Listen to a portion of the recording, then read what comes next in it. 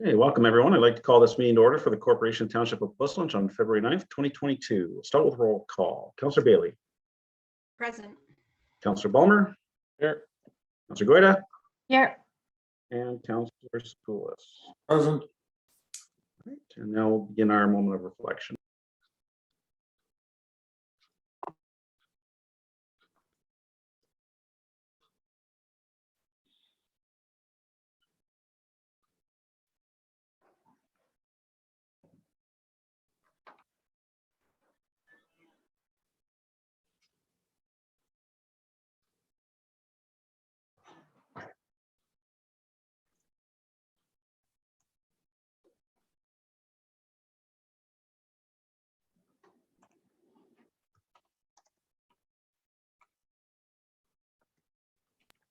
All right, that concludes our moment of reflection.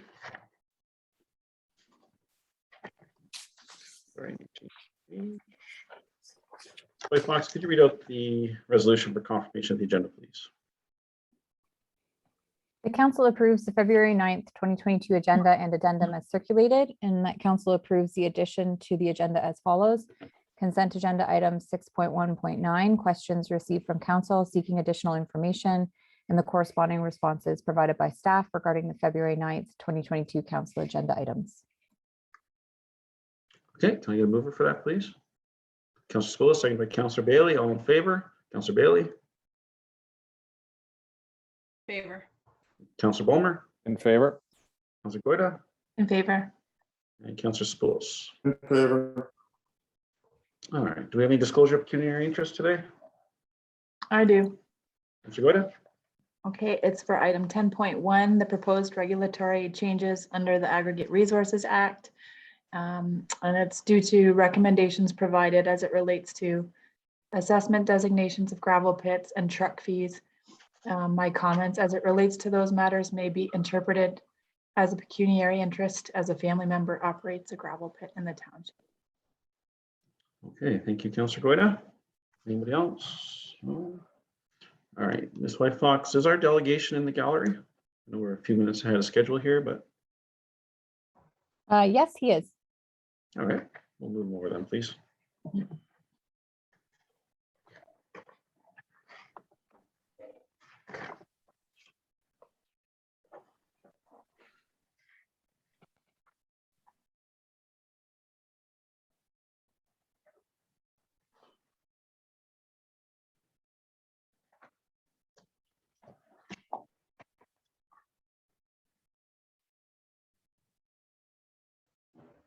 Welcome, Mr. Whiteley.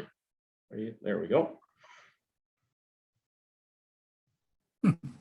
I don't see my image, so I'm not sure if I have the screen correctly. Oh, here I am. There you are. Yeah, Okay. there we go. Perfect. Okay, well, you're welcome to begin when you're ready. Good morning, Mayor and councilors. I'm lacking the usual introductory appraisal that I used to get at the city of Guelph when Joe Young was mayor. When I was making a presentation to the council he led, if he introduced me as Dr. Whiteley, I knew that I was going to get a favorable impression from the council. If he introduced me as Mr. Whiteley, I knew I was going to meet resistance.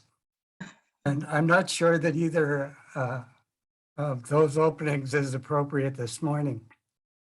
I wanted to draw to the attention of Busselunge Council the opportunity that is presented by the future planning for the Gordon Street County Road 46 roadway, which it may be of a news item for some newer councilors, was the subject of a joint environmental assessment in 2000 conducted by the City of Guelph and the County of Wellington for the whole length of Gordon Street, Road 46 down to Aberfoyle. And my reason for drawing attention to this is that the current Clare Maltby planning process has now included the conducting of a new class environmental assessment, which currently is listed just for the portion of Gordon Street within the city of Guelph between Clare Road and Maltby.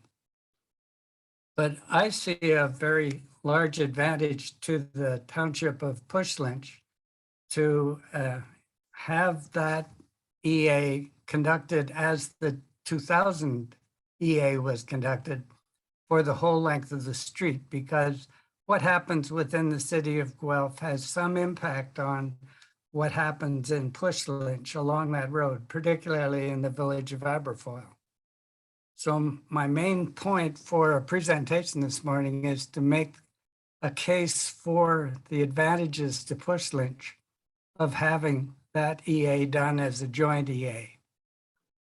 And I realized this morning that there is some justification for Puslinch being a strong advocate for its interests in what happened with regard to the Hanlon Creek Business Park. There was a significant intervention by Puslinch to ensure that that business park development didn't have a big impact on the residents, particularly along Foresthill Road. And that intervention was very successful. Now it's 30 years later and the Foresthill Road impact is still zero from the Hanlon Creek Business Park, and likely will remain zero for a very long time, if not forever. 30 years later, phase 3 of the Hanlon Creek Business Park is still a visionary element. It's not in existence. And so I think there's good opportunity for Puslinch to see good considerations given to the impacts on Puslinch by advocating for a joint EA. And that really is the substance of my intervention. And I'd be pleased to answer any questions that council might have about that. Okay, thank you, Dr. Whiteley. Councillor Bailey. Thank you. Yeah, thank you very much for coming today. As a new counselor, I'm constantly searching for history on items and topics. Helps me understand why we're at where we're at today. And I did not know about the joint efforts back in 2000. So it was really helpful for me to hear about that. And I'm in agreement that even with anything, working in silo is always kind of a cause for problems down the road, and working together, generally sees favorable results. So I appreciate you coming today and bringing my attention to that. Thank you. Thank you. Okay. Councillor Ballmer. Thank you, Mr. Chair, and thank you, Dr. Whiteley. It's nice to hear from you again. It's I think you've been long understood as being a friend of the environment here in the township. So it's nice that you're continuing to pay attention to what's happening here. Yeah, I share your concerns, and I'm glad you mentioned the history of the Foresthill Road. That was not an easy slog initially to get the city's attention with that. They were automatically of the assumption that we were opposed to everything, as opposed to we were just looking for some ways to improve it so it became a win for both sides of the line. Not to try and interfere with what they do, but just to make sure that what they do doesn't, overly impact what happens in our municipality. And I think that's what you're speaking about here, is not to get involved to derail a process, but simply to make sure that what happens takes into consideration, all the changes that have taken place over the years. This has been a concern ever since that EA was completed. So much continues to change around the Brock Road corridor, even just beyond the mid-block interchange. The new bridge over 34 will significantly change the preference of people taking the Hanlon, and those numbers that information needs to be captured. And perhaps the EA is the right thing, the right way. It sounds like it from what you're suggesting it is. So maybe you could help me understand how a complete new EA would improve upon what we already have in terms of what we already have suggests it needs to be 4 lanes. We've only seen more growth since that EA was completed. How will doing another combined EA change what I'm trying to get my head around? What's the difference? What's the overall benefit? Since we already know the cars are there. That's a very helpful question, because I had the expectation that I might be able to say something about the EA process as a process. I spent 35 years teaching engineering design at the University of Guelph.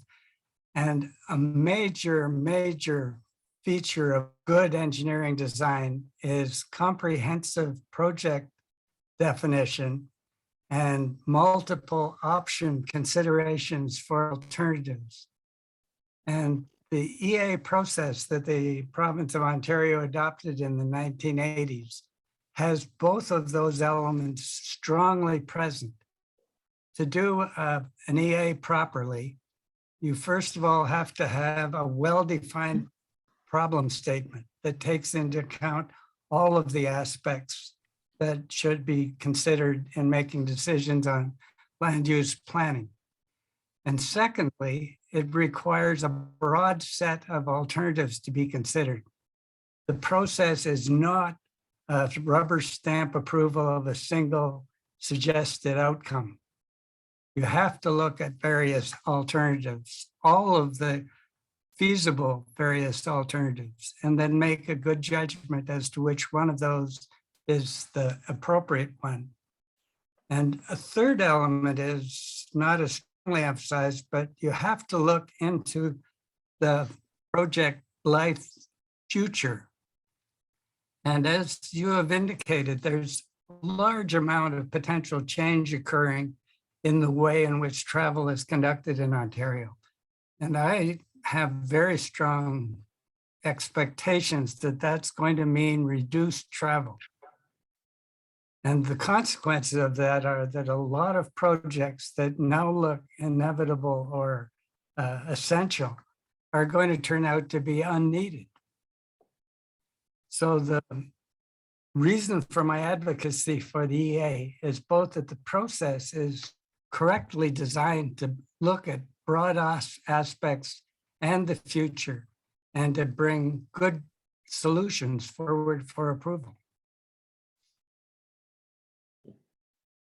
Okay, so just one last question to clarify what you're proposing is, if I understand it correctly, we heard from the county engineer when we talked about the EA that you're referring to, that was a collaborative one done and completed in 2000. Doesn't mean it was started, it was completed then.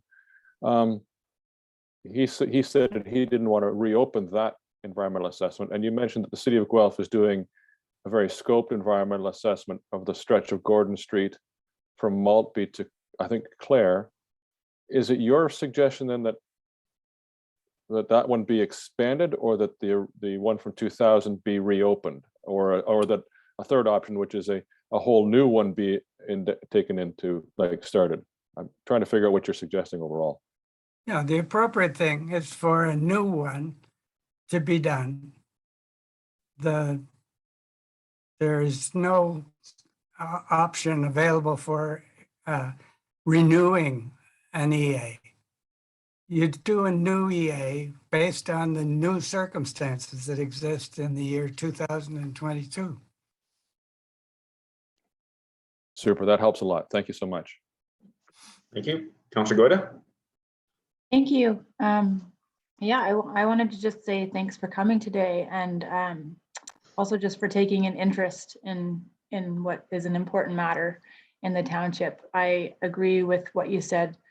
You know, what happens in Guelph affects the township and vice versa. And I know an incredible amount has definitely changed since that original EA was done in 2000. And I also believe that the Clare Maltby plan provides a good opportunity, and it's a good time to be looking at this and working together with the city. I definitely share your concern with the traffic increases and the speeds through Aberfoyle. And, you know, perhaps I just need to do a little bit more work understanding whether the correct approach is an updated EA or just continued consultation with the city and advocacy. But either way, I do appreciate your comments, and I will take those into consideration for sure. Thank you. Councillor Spillis? Thank you for coming by, Dr. Whiteley. Yeah, I have the same problem as you have. I'm a professional engineer and I don't like living in the past using old data. We did ask the question of the county when they came and gave us a presentation last week, and they were standing firm on the EA done in 2000 in the year 2000. So my question to you is, how can we as council get that request through to bump it up to a full EA to consider the section from Clare Road all the way down to through Aberfoyle? I'm not sure what the avenues of communication available to you are. I should point out that the city of Guelph originally, in the start of the Clare Maltby proposal, also felt that the 2000 EA was an adequate representation of what should be the design for Gordon Street. I pointed out very vigorously that the Ministry of Transport has, Ontario Highways, has a 5-year limit on EAs. They recognize that there are rapid changes occurring in the needs and the future trends, and they automatically renew an EA after 5 years. And the 2000 is now, in the data, 25 years old. So I'm not enthusiastic for the position of the county that a 25-year-old EA should be considered in any way suitable for use. No, in my previous life, we did that all the time. We updated the EA every time we passed 5 years or so. Last question, you have a very detailed graph showing the traffic through Morriston and showing it's more or less stable. Sorry, not through Morriston, through Aberfoyle. Where did you compile this data from? That's from the Ontario Highways summary, and it ends in 2018. They haven't been good about providing annual updates to the traffic counts. Okay, great. Thank you very much for your discussion, and you've certainly given us some food for thought. Good. Good. Thank you, Dr. Whiteley. I agree with your concerns about the 2000 EA. We have plenty of, as I say, balls in the air being juggled right now. We have the mid-block interchange, the Morrison bypass, the twinning of Brock Road on the county side is 10 years out in the capital forecast. So I would be supportive of, you know, Portsmouth Council adopting the resolution to request a full EA in conjunction with the city on this one. As the other council members have mentioned, it's at our meeting a week ago or whenever it was, the county is standing firm that the EA is solid. Part of their opinion is that there's been multiple studies post 2000, right? But there's another item that's being possibly implemented is there was a notice of motion for electronic speed enforcement to be adopted throughout the county that will be discussed at the next county meeting. So they have that electronic speed enforcement has to be within a community safety zone. And I'm not sure if you're aware or not, but Aberfoyle was just identified as one of the first with 16 others or 12 others, community safety zones to be implemented in the county. If we get electronic speed enforcement in Aberfoyle and people have to drive a maximum of 10 kilometers over the speed limit instead of 25, they're going to go somewhere else.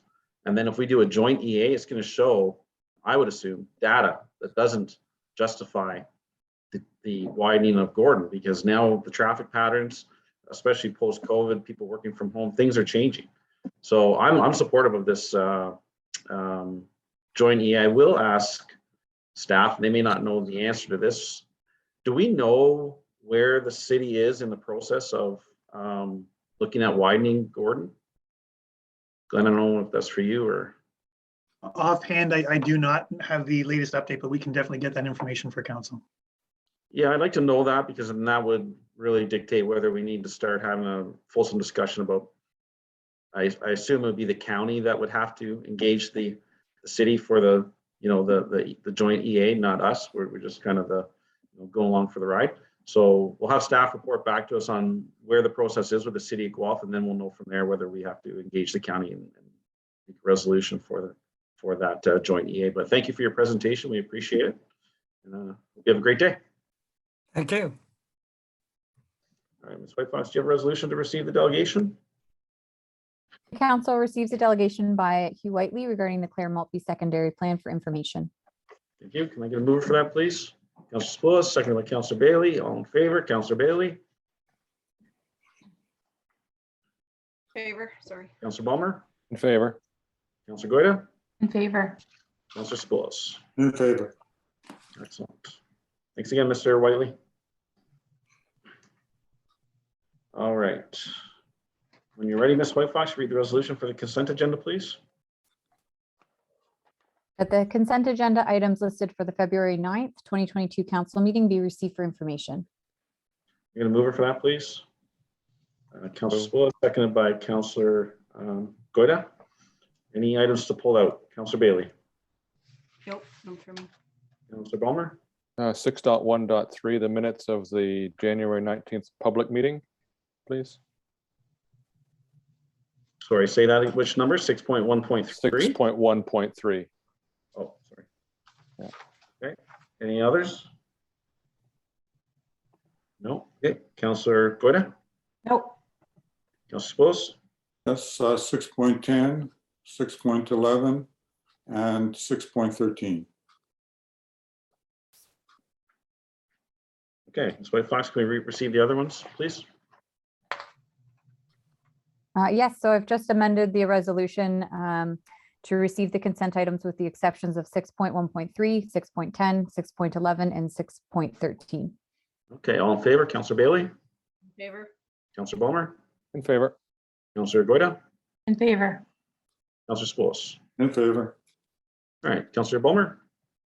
Thank you very much. I just wanted to suggest one minor correction to the minutes of the public meeting.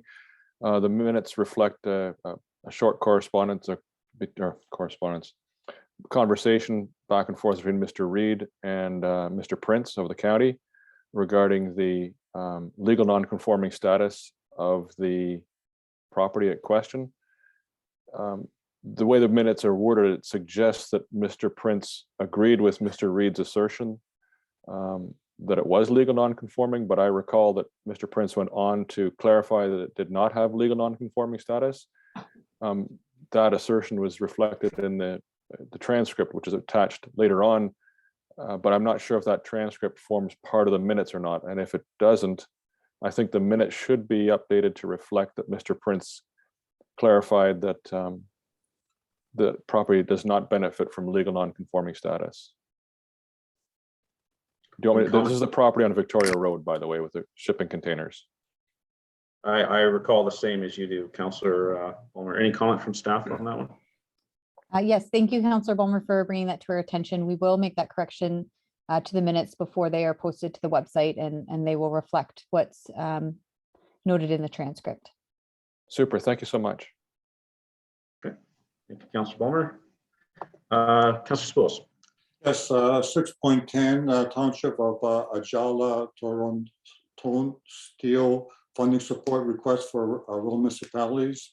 I'd like to move a motion that we add our township to support the request to for rural municipalities to receive funding related to major bridge and culvert replacements, basically repeating what the motion is in the document, and also forwarding it to the Premier, Provincial Minister of Finance, Federal Minister of Finance, AMO, and all municipalities, Ontario municipalities.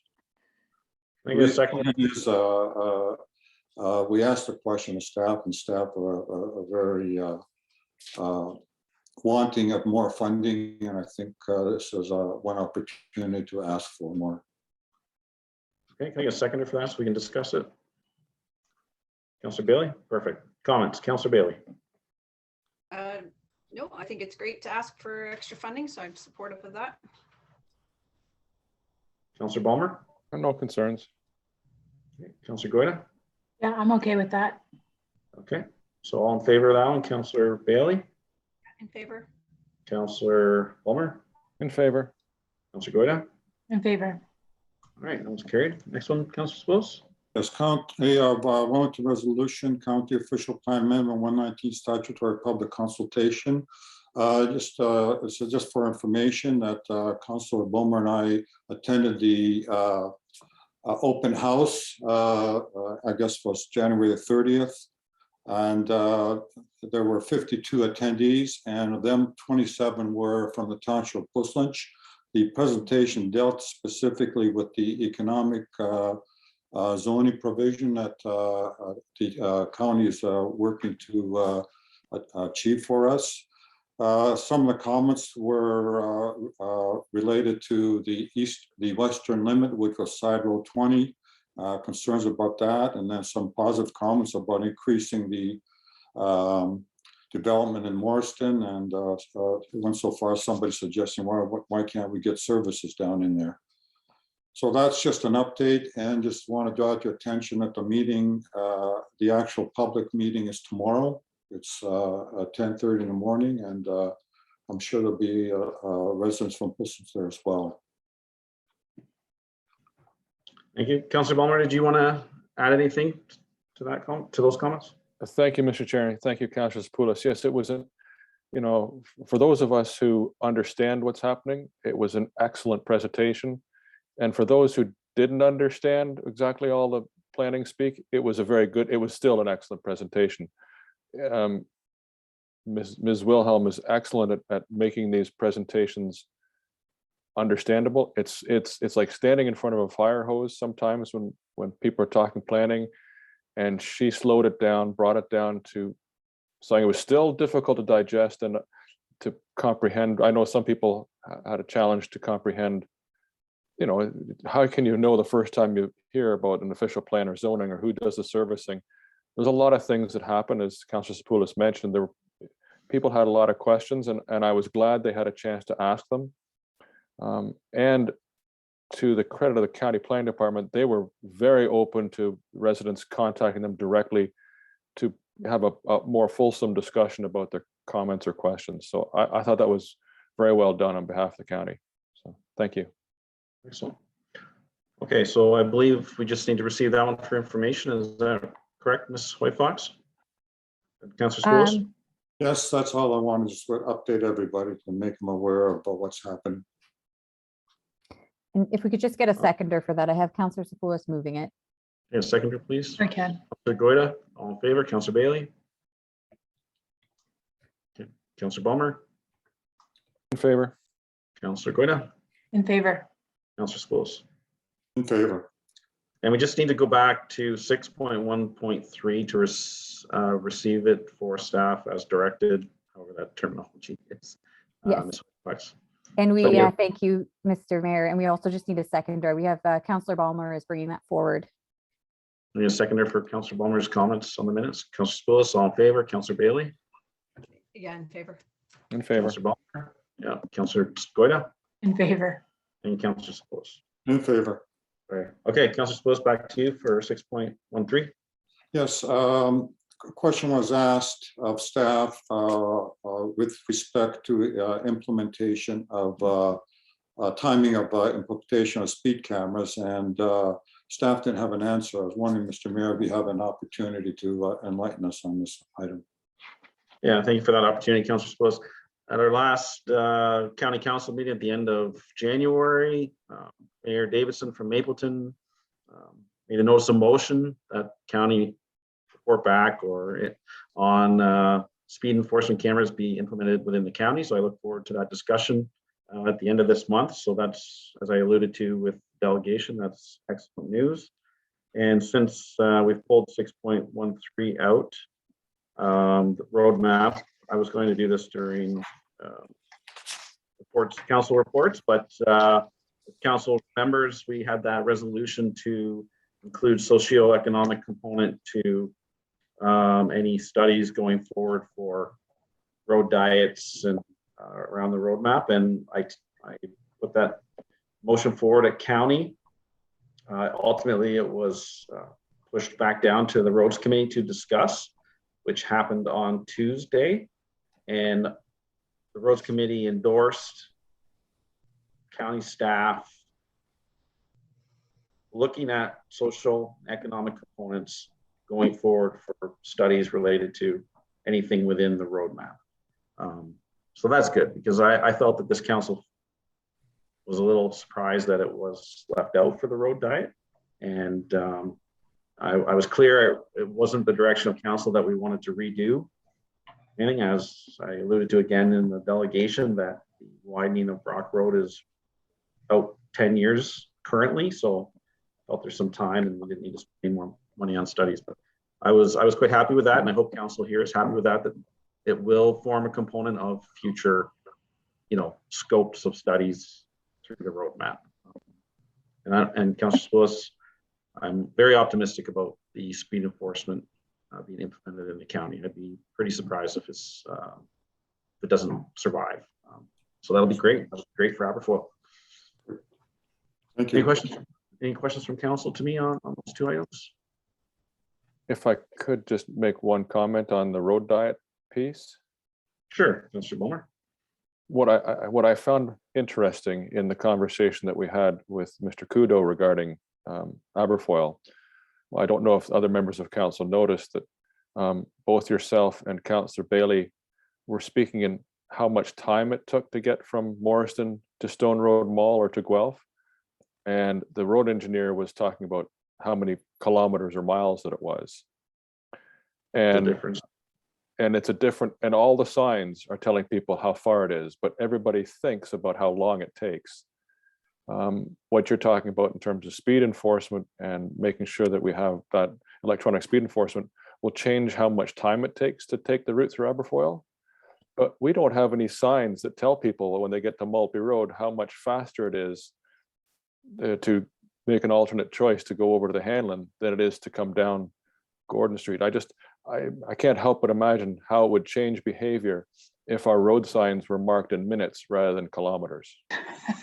So here, you bring up an interesting point. I don't know if you've driven through Highway 8 out in Kitchener area recently, Councillor Bulmer, but they've now implemented signs above the highway that tell you in minutes how long to Toronto, how long to different destinations.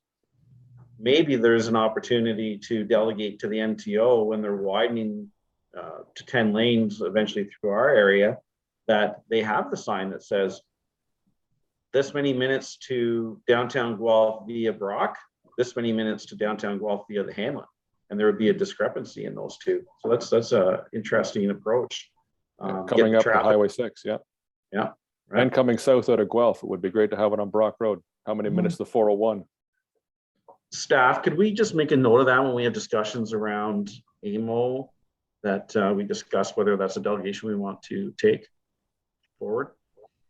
Sure, we could also raise it with the design team when we're going through the project with the MTO. That'd be great. East and westbound. Awesome. Any other comments on that one? Okay, so we have, sorry, go ahead, Councillor Bailey. Is it worth also mentioning with discussions with the city and some of the meetings? Because we would want that signage in the city area. Coming out. Coming So, south. yeah. Claire and Gordon, Courtwright and Gordon. You can make note of that, Glenn, please. Yep, noted. Awesome. Did we get a seconder for that?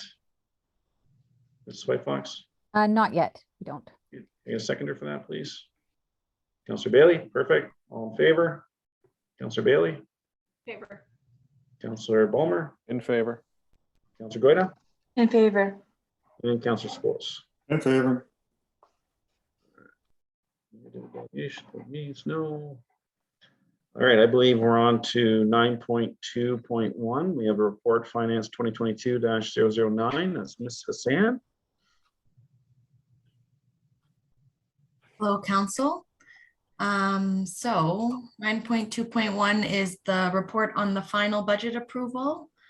And basically it's to report back on some previous meetings, including the public information meeting that was held on January 19th, and to provide council with the results of the community engagement survey for council's information, and to seek approval from council to enact the 2022 budget bylaw, which is also incorporated in this agenda package. I'd welcome any questions from council.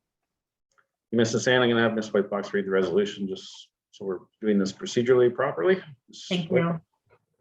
That report FIN 2022-009 regarding the 2022 budget final be received, and that council give 3 readings to bylaw number 2022-006, being a bylaw to adopt the budget for the corporation of the Township of Puslinch for the year 2022. Can I move for that, please? Councillor Scholes, seconded by Councillor Goida. Councillor Bailey, comments? Thank you. Yeah, just a few comments. I just wanted to sort of thank staff on how the process went this time around. I think we started way back in June, and there was a lot of opportunity for input and discussion, and I think it kind of helped us get to where we are pretty smoothly. The engagement platform that got started was really helpful, just a good way to gauge sort of resident thoughts, and it added a good layer of engagement with the community. So I think that was great. From that, I noticed that a priority for roads and recreation was on there. So I feel like we're on track with what the residents are wanting. So that was a nice confirmation in there. And just want to thank finance team has done a great job at providing a lot of clear reports and keeping things really organized, and giving some background information, which I find really helpful. So anyway, I think it's great, and I would accept the budget as it's presented today. Councillor Balmer? Thank you very much for the work that went into this, and I support it. Councillor Goida? Thank you. I also appreciate all the work that has gone into it. It was a very smooth process, and I have no questions. Councillor Scholes? I likewise echo the sentiments of the previous councillors. Good work, and I have no issues with it. I agree. Great work. It's been a pleasure doing, what have we done, 3 budgets now with the team. We've come a long way from that first budget meeting where the new mayor read each line of a 1,400-page document. Hey, you can't make fun of yourself. Who can you make fun of, right? Really appreciate all the work. It's a great budget. We've provided a ton of service to our community. You know, simple things as plowing sidewalks, all these were new in the budget, and it's great that it's been supported. And hopefully we're back for another one next year, because we've made some more tweaks during this budget process, and I look forward to working with everyone going forward. So thank you. So all in favor, Councillor Bailey? Favor. Councillor Balmer? In favor. Councillor Goida? In favor. In favor. All right.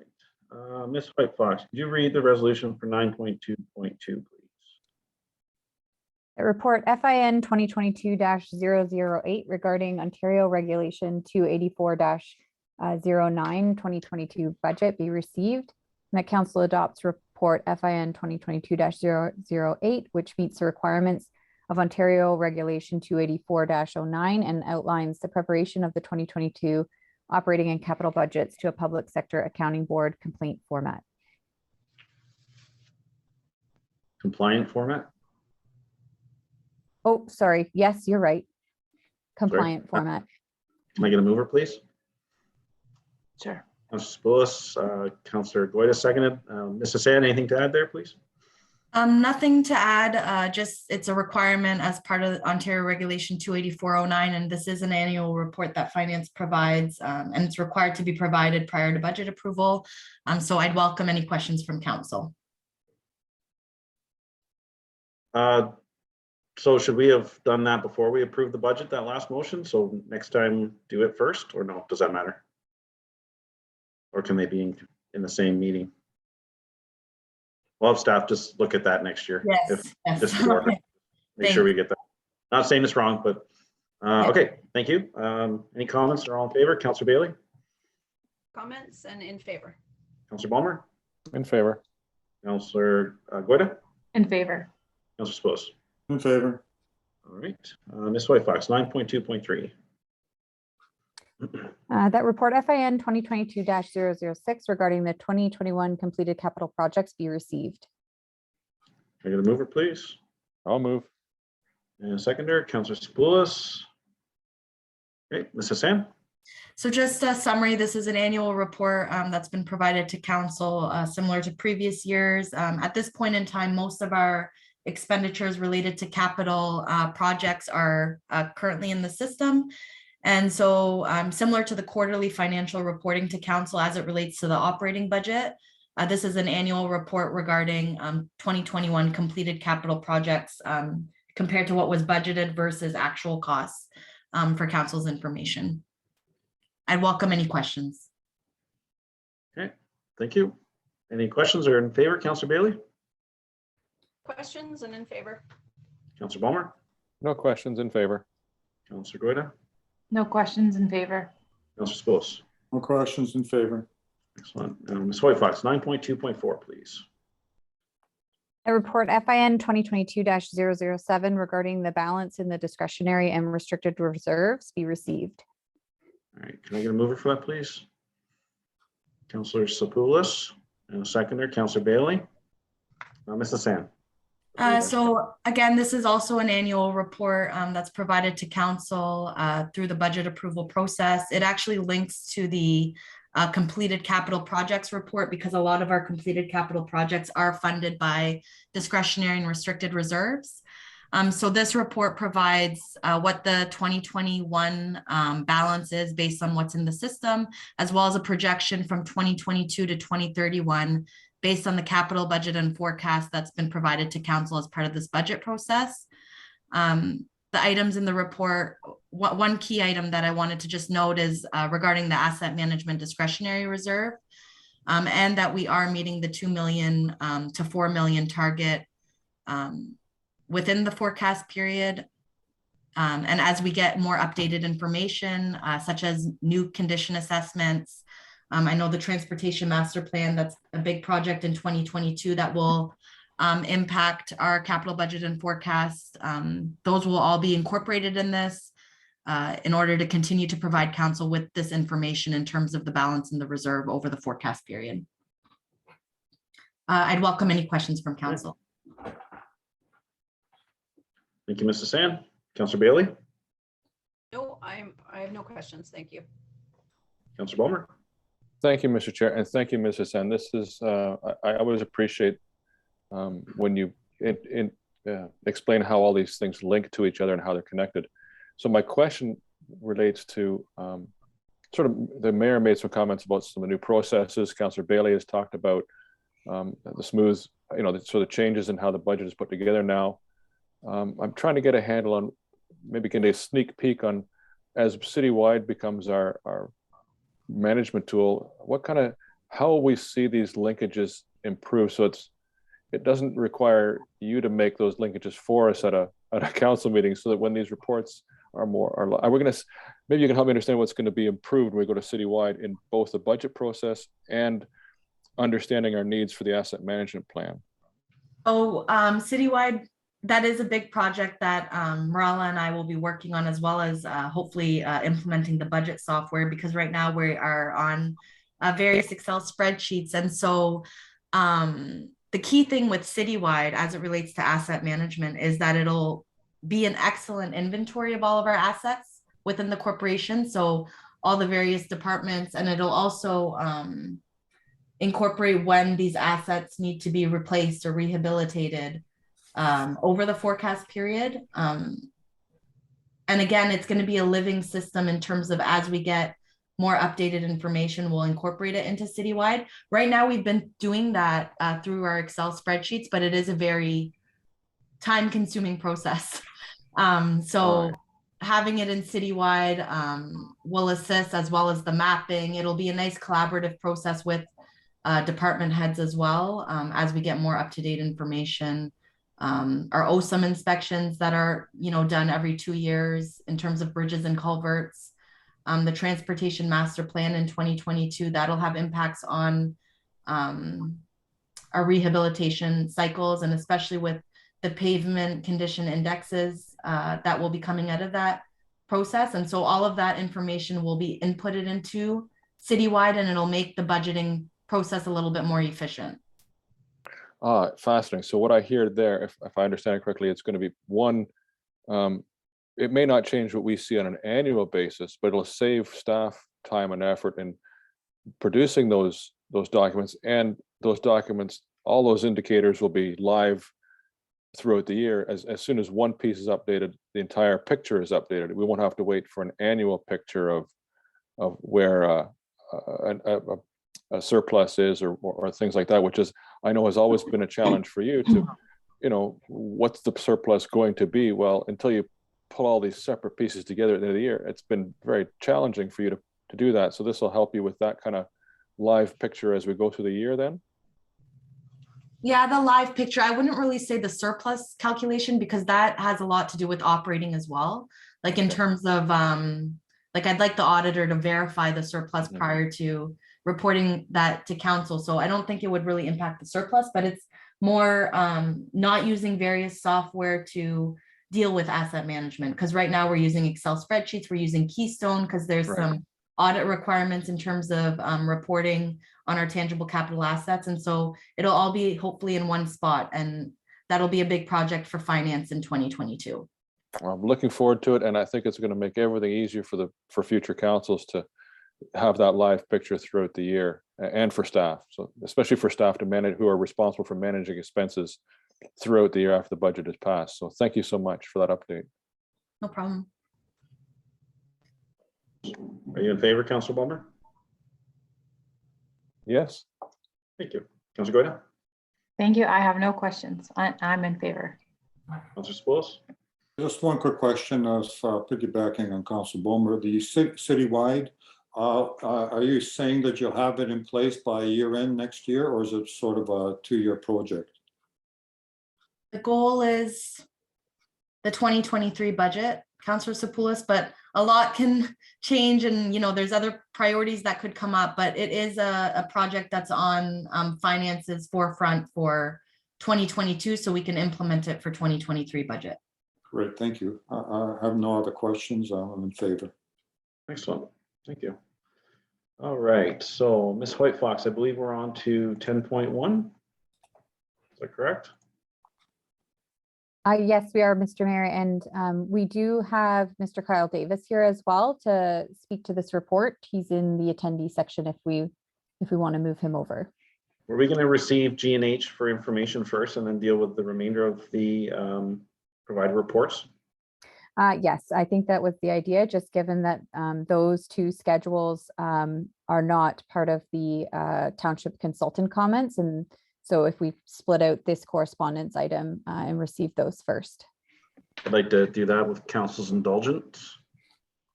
Do you have a little resolution for that, please?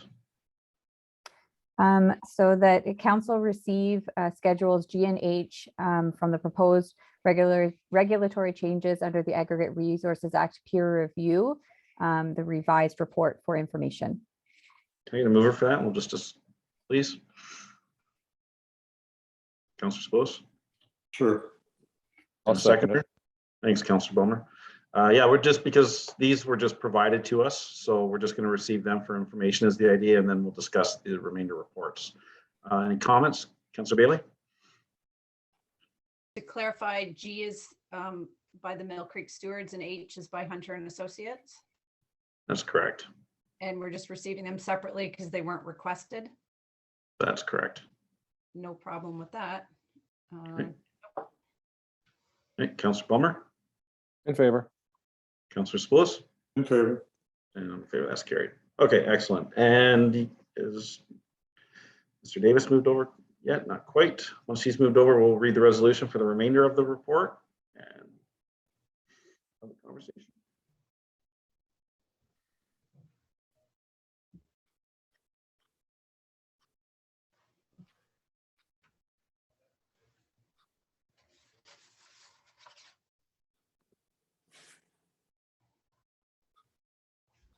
I'm assuming Kyle's going to turn his camera on.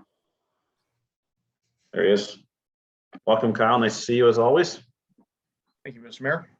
I'm just going to have Ms. Whitefox read the resolution, and then I will turn it over to you, I assume, for a quick synopsis. Ms. Whitefox.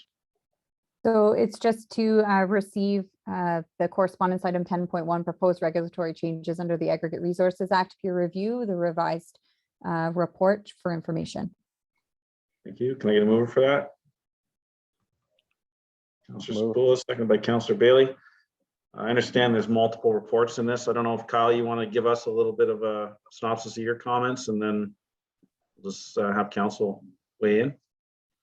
Certainly, Mr. Mayor. Mr. Mayor, members of council, in front of you is staff report along with township consultant comments from myself, from the township hydrogeologist, from the township engineer, the township planner, and the township township ecologist as well, for your consideration. And this is on the ERO posting in regards to the use of excess fill, excess soil for the Licensed Aggregate Resource Act. For the source water comments, my comments are actually fairly short and sweet. The importation of fill is not actually a prescribed threat under the Clean Water Act. And it would be my opinion that the township doesn't actually have any authority under the Clean Water Act to regulate that. And really that it falls under the ARA. And I know there are a number of other comments from the other township consultants there for council's consideration, and I'd be happy to assist with any questions as much as I can. Thank you. Councillor Bailey. Thank you. Yeah, there was a lot of reports to read here, and I really appreciate all the peer review comments that were collected. I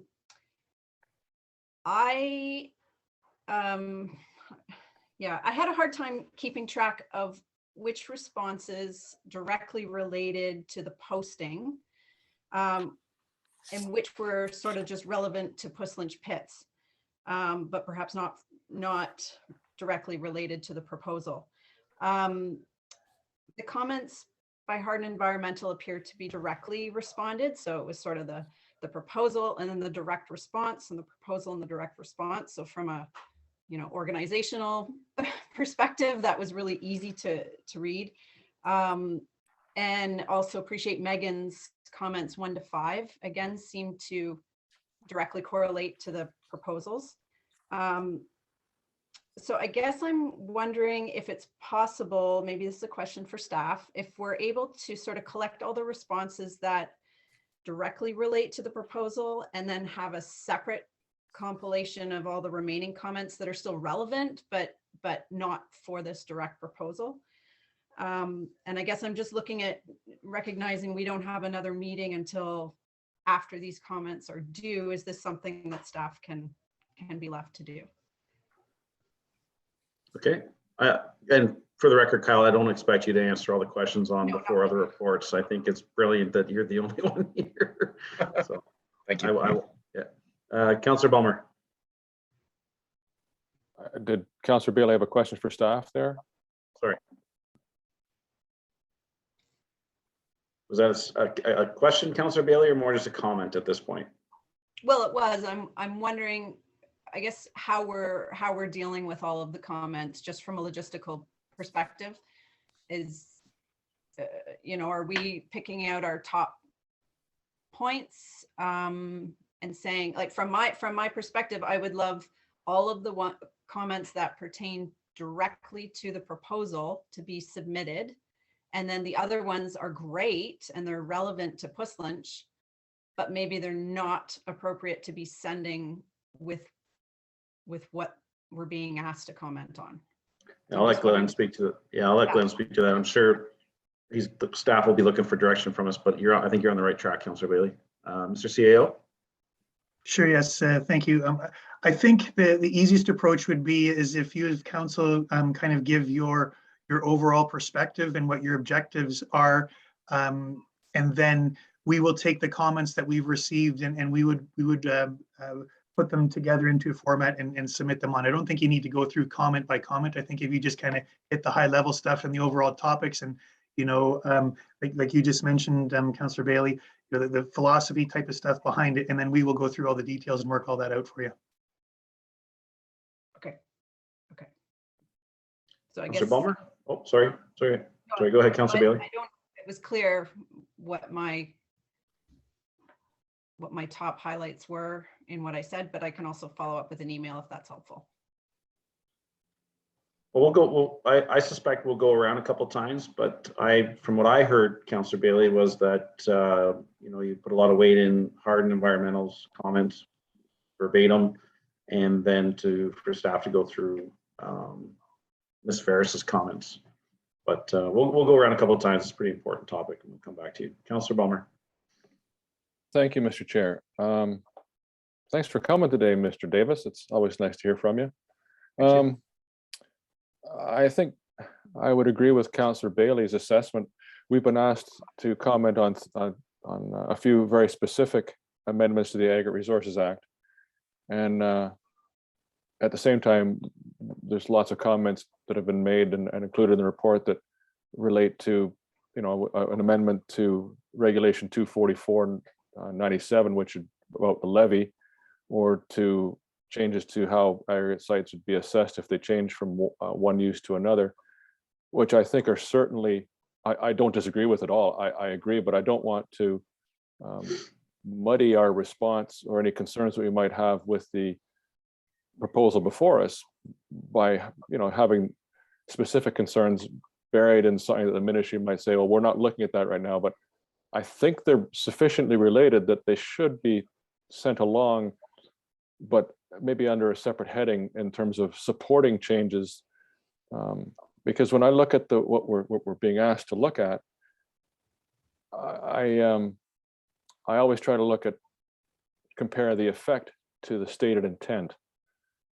And if I look at the stated intent, it appears that what the intent is to introduce new standards for fill that's being brought into aggregate sites that currently have no standard.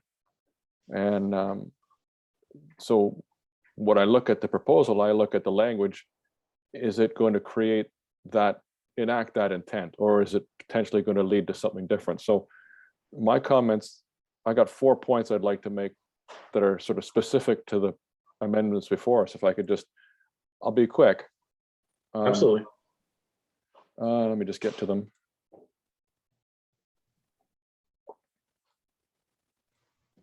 So let's see, number 1. It's getting there. Here I come. Okay. Hands up. So number 1, the first one is a concern that we've heard discussed is the transition, how a site could possibly end up being transitioned from an aggregate site to a fill site. That's not the stated intent, but is the wording sufficient to protect that? The only protection I saw in the proposal to prevent against this says that a municipality would be consulted if there's going to be an amendment to the rehabilitation plan. I'm not sure that's sufficient. I would prefer that language about a municipality being consulted about an amendment to a rehabilitation plan should be changed to that a municipality this should require approval from a municipality, and not just for a change to a rehabilitation plan, but to any plans that would lead to an increase of need of fill to be brought to the property, because the placement of fill relates directly to the after use, and that's clearly a planning matter. And I think that requires approval of the municipality if there's going to be any change to the amount of fill needed to be brought into a site, not just if it's the rehabilitation plan. So that relates directly to the language of the proposed wording. So that one's important to me. The second one, let's see, wait a second.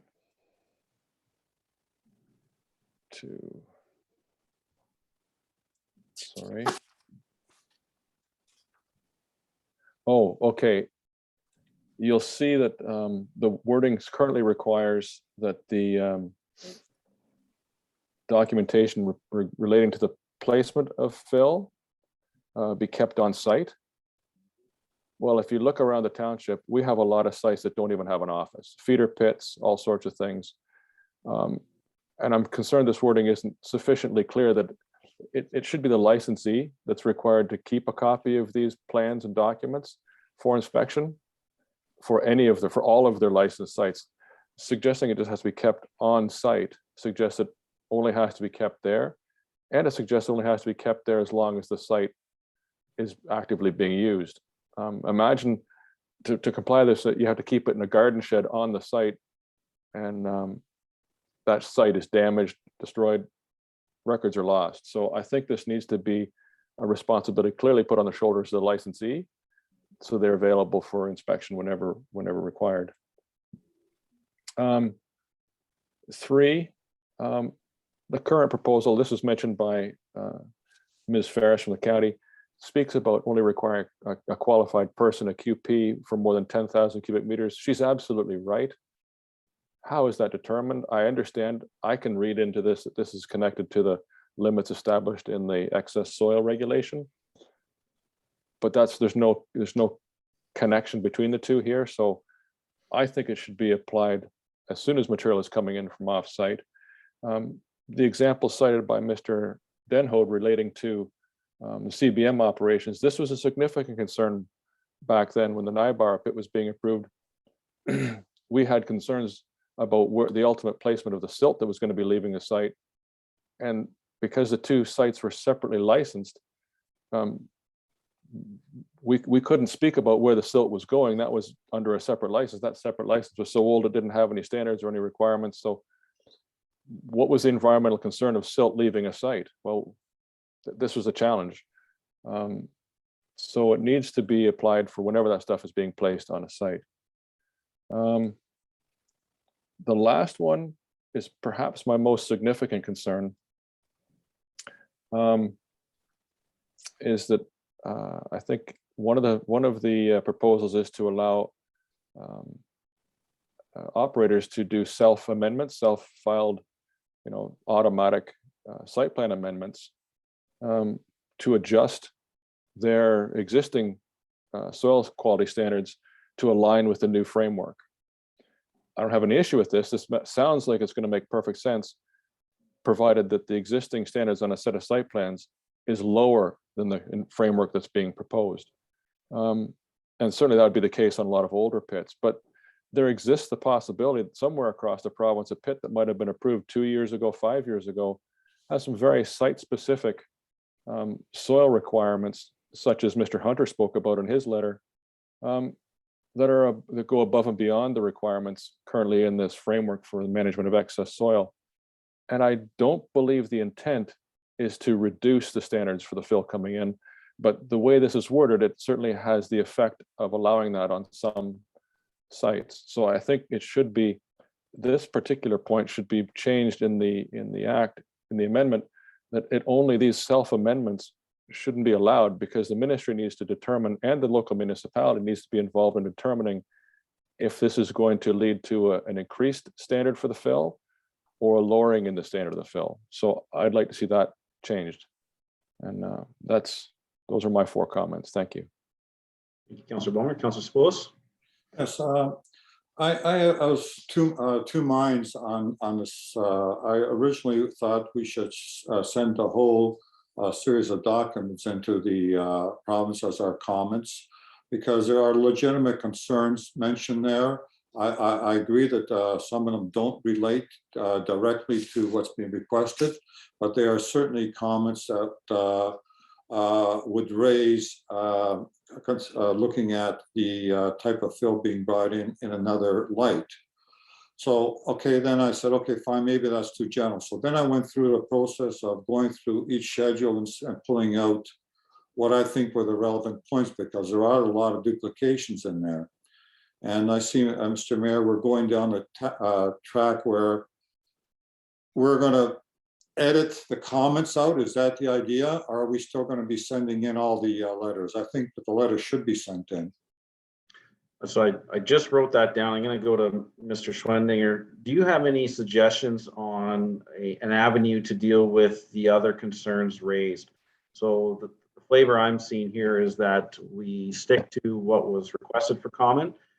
Councillor Spillis and Councillor Bulmer have provided excellent, and Councillor Bailey, excellent concerns. What's the road that we take to address these other concerns?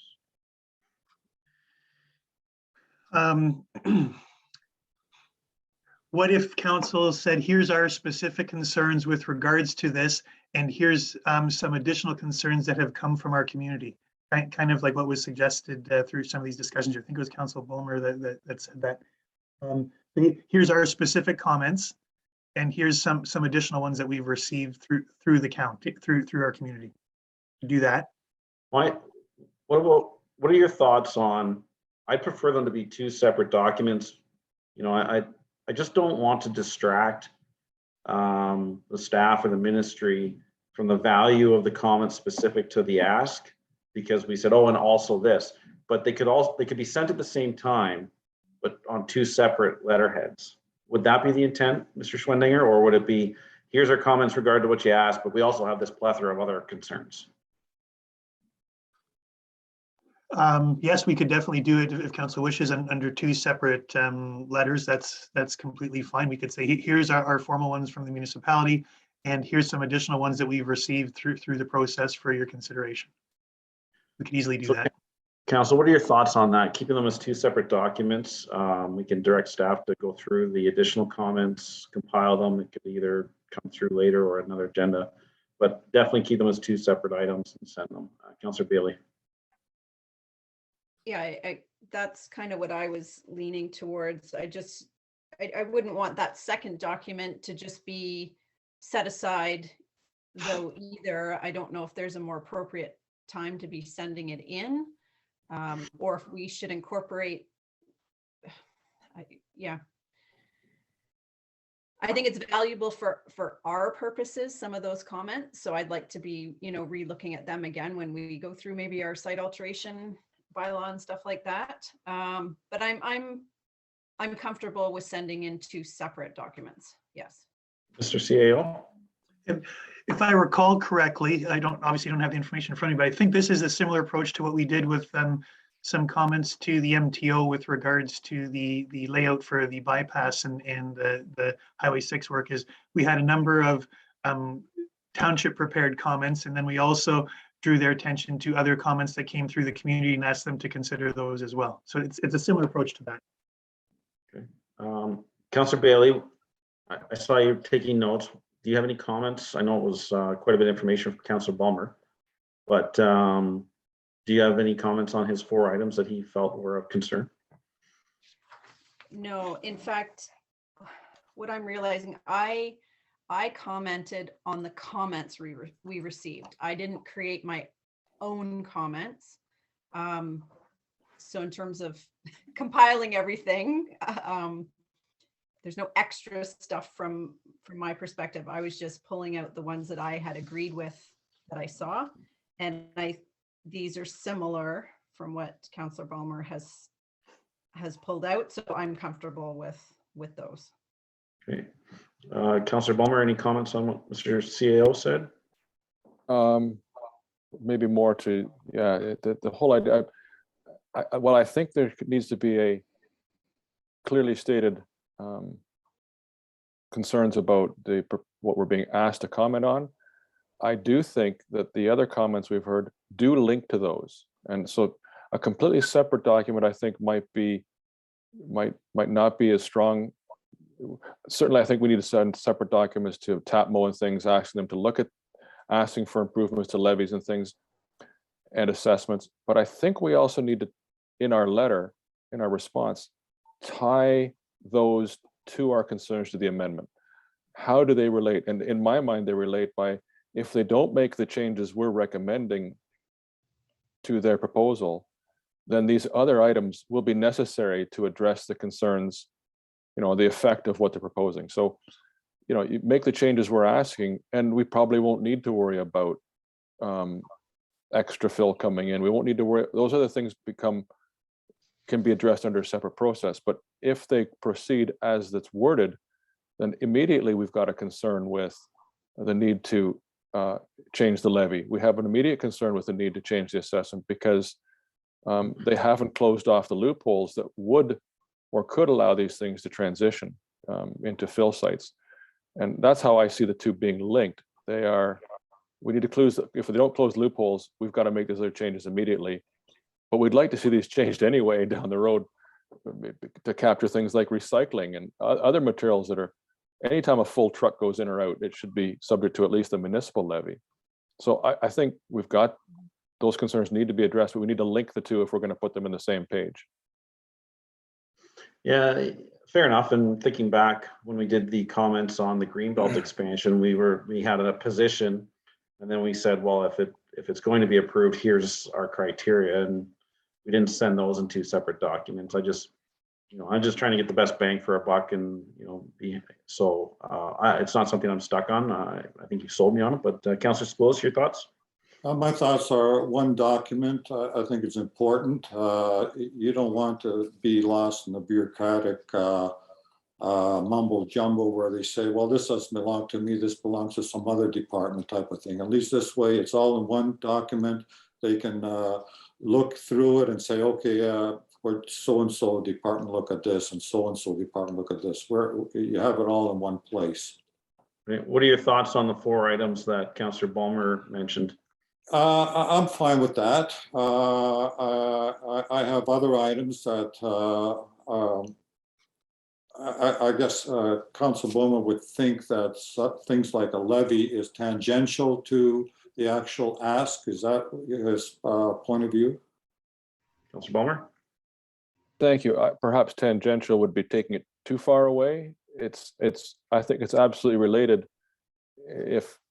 If we don't close the loophole that could allow them to bring in more than they're already approved. But I think it's a separate issue because in terms of it's a broader issue, it's both. I think it's both connected and tangential. I know tangential is also connected, but I'm of both minds of it, if I could, Councillor Spoulos. It's related directly and it's related indirectly to all trucks going in and out. And I don't want to get it lost in that all trucks going in and out that are full in this discussion. I just like to connect it to our concerns at this point and then open up that discussion relating to whatever the truck is full through TAPMO or somebody else that would require a change to a separate piece of regulation. That's all. Does that make sense? That makes sense. The quality of fill being brought in, again, that to me is a concern raised by 2 consultants of ours. In other words, if it's a fine material, you dump it into a porous gravel pit, you can be blocking the water and you can cause downstream effects and upstream effects type of thing. Like, to me, that is a consideration that I think is valid of incorporating, although the proposed word does specifically speak to that, they can have dire consequences for us. Okay, Councillor Spoulos, so that would be another comment. So Councillor Balmer's 4 comments, yours, the comments around the fine material. Do you have other ones that you feel are pretty significant that need to be included as well? Yes, I think it's important that that we be consulted, that this is going to be a potential landfill site, bringing in material from other sites. And we should be given the opportunity to have a public input on this, not just strictly having the gravel pits getting the okay from the ARA and saying, okay, you got the okay, you can fill it up to what you want type of thing.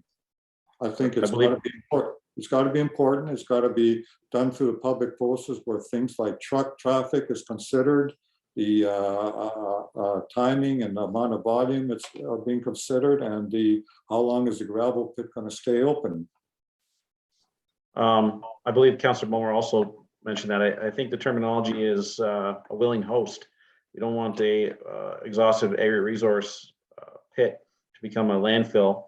So to be a landfill, you have to be a willing host municipality. Do we have any questions for Kyle Davis around the source water protection comments? Because as much as I enjoy looking at them on our meeting, I feel that we may be taking up his time when we don't need to be. Is there anything around his comments that you feel we should keep him around? I don't have any questions of Mr.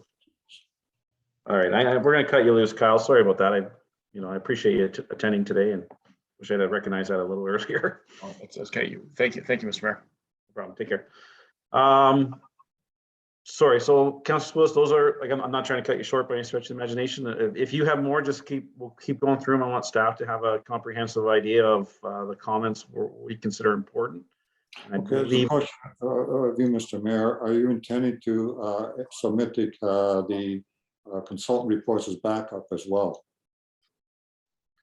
Well, I'm open to discussion on that. I felt the direction was going that staff would compile the comments that we felt were important to submit. I would look at maybe Mr. CAO, where did you feel that they should be submitted in support as well? So go ahead, Councillor Willis. I think it's important that we have professionals providing these comments, not the impression when whoever's looking at this at the ministry will say, oh, okay, this is from a registered professional. It's not some amateur consultants from council putting these together. Mr. CAO? Yeah, I would agree. It would add some weight to it. We could summarize them and just attach them. Here's the source of the information, but here we're summarizing the points. Yes. Okay. All right. Well, let me go to staff and see what have you heard from us so far. Ms. Hoyt-Fox, can I maybe defer to you? Yes. So what we've heard so far is we're submitting one document. The ARO posting closes on February 24th. So we'll have one document submitted by then that will include council's comments as well as the schedules A through F, which are our consultants. And I have the highlights so far are regarding the transition from an aggregate site to a fill site, and discussing the proposal that a municipality will be consulted if there is an amendment to a rehabilitation plan, and that wording should be changed from just consulted to the approval from a municipality. And it should include any change to a rehabilitation plan, including an amount of fill being brought into an aggregate site. So just kind of tidying up that wording around the amount of fill for a rehab and making sure that there's approval from a municipality and not just consultation. So that was Matthew's first point. The second one that we captured was just surrounding the documentation relating to the placement of fill being kept on site, and that this may not always be something that's feasible if the site doesn't actually have space for this documentation, and that the burden should really be placed on the licensee to keep that documentation and have it available for inspection. And this is whether the site is active or not. The third point we've heard is just that a QP, so a qualified person, is only required if the importation of fill is over 10,000 cubic meters, and that this should really be a requirement for any amount of fill being brought into the site. The fourth point that we've heard is just the proposal to allow operators to do self-amendments to adjust the existing soil quality, and that this really needs to be tidied up in the wording so that that self-amendment should really only apply if there's an increase to the standard of fill being brought in, and not necessarily decrease what that standard is if there's an adjustment that's going to be made. And that relates to sites having sort of site-specific requirements relating to the fill. And then from Councillor Sapoulis, what we've heard is just that municipalities should be consulted again, for approval and given the opportunity for public input. That's very important. Also, the issue of a levy for trucks coming in and out. So I want to have a little discussion around that, Councillor Spillis. Sure. If the amount of material coming in is already part of the rehabilitation plan, then that's something that's been approved. I'm not sure if it's appropriate to apply a fee to them, but if there is an amendment to the rehabilitation plan or the classification, then if new or excess or new or additional fills come in, then a fee should be applied. So I'm fine with that. Yes, and that makes sense. Great. Councillor Bailey, comments on that? I think also for new pits, in and out should be applied. Yeah, I like that idea too. The other ones are grandfathered. Councillor Bulmer? Yeah, this is one where I agree with both of you on this in terms of with this existing piece, if we get the opportunity to say be a willing host for increase of fill placement, then we have the opportunity to say no unless the levy is attached to that. But to Councillor Sapoulis's point, all new pits, this is something that goes on beyond this request.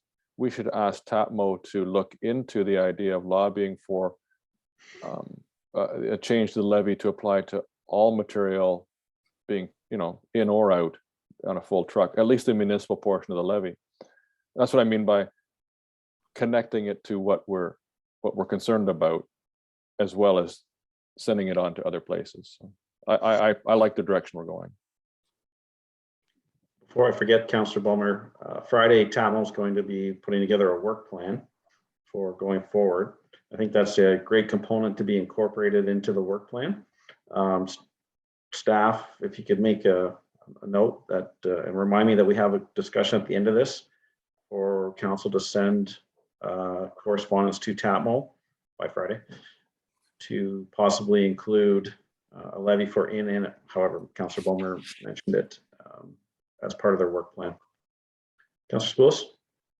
Yes, the other part that really bothers me is liquid fill. Although the ARA says it's deferred to the MOE, I think anytime there's an intention of bringing in liquid fill, it has to be vetted through the township for approval. Okay, I see some nods. Okay, I'm supportive of all of that. Back to staff. Would the intention be to circulate the final comments to council, obviously prior to submission? And then if council has concerns, we could just maybe call a quick meeting to go through them. But if there isn't concerns, that staff could just submit on our behalf. We could do that. We'd have to take a look at notice requirements and things if you want to call it a quick meeting to discuss. But yeah, we could definitely circulate the draft to you just to make sure that we've captured your comments based on your intent. Yes. Is there enough time to do up a draft, and if there is concerns, have public notice? I don't know the workload of staff. I believe, yes, we can make that work.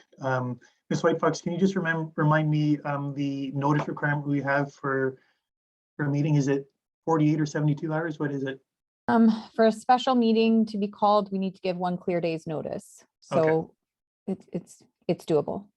Okay, good, thank you. The due date's the 24th. Correct.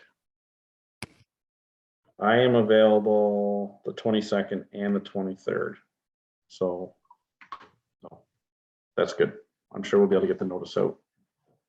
I think so. And I think there's really only the need to have a meeting if the flavor of what you're hoping to have submitted isn't captured. But I think we have a good handle of it. We've got obviously the recording of this meeting too. So we'll do our best to make sure that that's all incorporated. We really only need a meeting if it doesn't, right? So. And I don't suspect we will. It's just, I agree with you. For sure. So many comments and so much information But Yep, absolutely. Mr. Mayor, just ask a question of our staff. Did they incorporate the type of soil being brought into the pits in consideration of the forest nature of the gravel pit? Sorry, could you repeat the last part? The what nature of the gravel pit? Porous nature of the gravel pit. In other Porous. words, if you bring in fines into a gravel pit, you're going to stem the flow of water, which will affect water flows upstream and downstream. In other Right, words, yes. You got a block, you put in a block or blob in there, the water's going to go around, it's going to be damming up behind it and be less water on the downside. Yes, we will incorporate that for sure. Yeah. okay, Councillor Bailey. Yeah, I think some of this has been captured already, but I'd like to be able to kind of highlight the ones I'd pulled out. And all it is the comments that that's in the report. Wording is fine with me. So I had highlighted, it's similar to what Councillor Sapoulis just said, but the Dugan and Associate comment about importing of fine textured soils being problematic to groundwater recharge and the quality. Hunter and Associates report the disposal of liquid soils being problematic in the gravel pits. Hunter and Associates, again, the disposal of excess soil in below water table pits and quarry extraction ponds. GM Blue Plans comment about adopting a more rigorous plan for pit rehabilitation and long-term plans for post-extraction. Megan's comment, the calculated threshold of 10,000 cubic meters, is that cumulative for one property or per license? Where my dog. Megan's comment about the need for local approval with regards to liquid soil processing and the issue with properties having mixed licenses. I think that's a concern. Kyle's comment, just about that some of our local pits and quarries are within wellhead protection areas. I think that's, I don't know, an important comment. And then these are not part of the peer review, but the Mill Creek stewards brought up a good comment around the monitoring of the soil, it being similar quality to pre-extraction. So I think that's already handled in the soil quality, but the concern around the extended pit life. So those were just the few that I pulled out. Okay, perfect. Thank you. Ms. White Fox, do you have a resolution for this one? Yes. So based on what I've heard, we're going to compile these comments. So there's no need to have a detailed resolution at this point because we're going to look to summarize that and circulate to council. So the resolution I have is that council receives correspondence item 10.1 regarding the proposed regulatory changes under the Aggregate Resources Act peer review revised, including schedules A to F, and that staff prepare council's comments for circulation to council prior to submitting the township's formal comments to the Environmental Registry of Ontario by February 24th, 2022. Thank you. Mover for that, please. Councillor Willis, second by Councillor Bailey. Last kick of the can. Any comments? Councillor Bailey? Nope. Thank you. Councillor Balmer? In favor. All right. Councillor Spillis? In favor. Favor, Councillor Bailey? And that's carried. I'm going to call welcome back, Councillor Goyda. 5-minute break for the rest of us. We'll reconvene in a 6-minute break at 11:35. You're back. We'll see you. All right, welcome back from our short little break. I'll do a quick roll call. Councillor Bailey. Here. Councillor Balmer. Here. Councillor Goyda. Present. Councillor Spillis. Present. All right, Mrs. White Fox, you have a resolution for 10.2, please.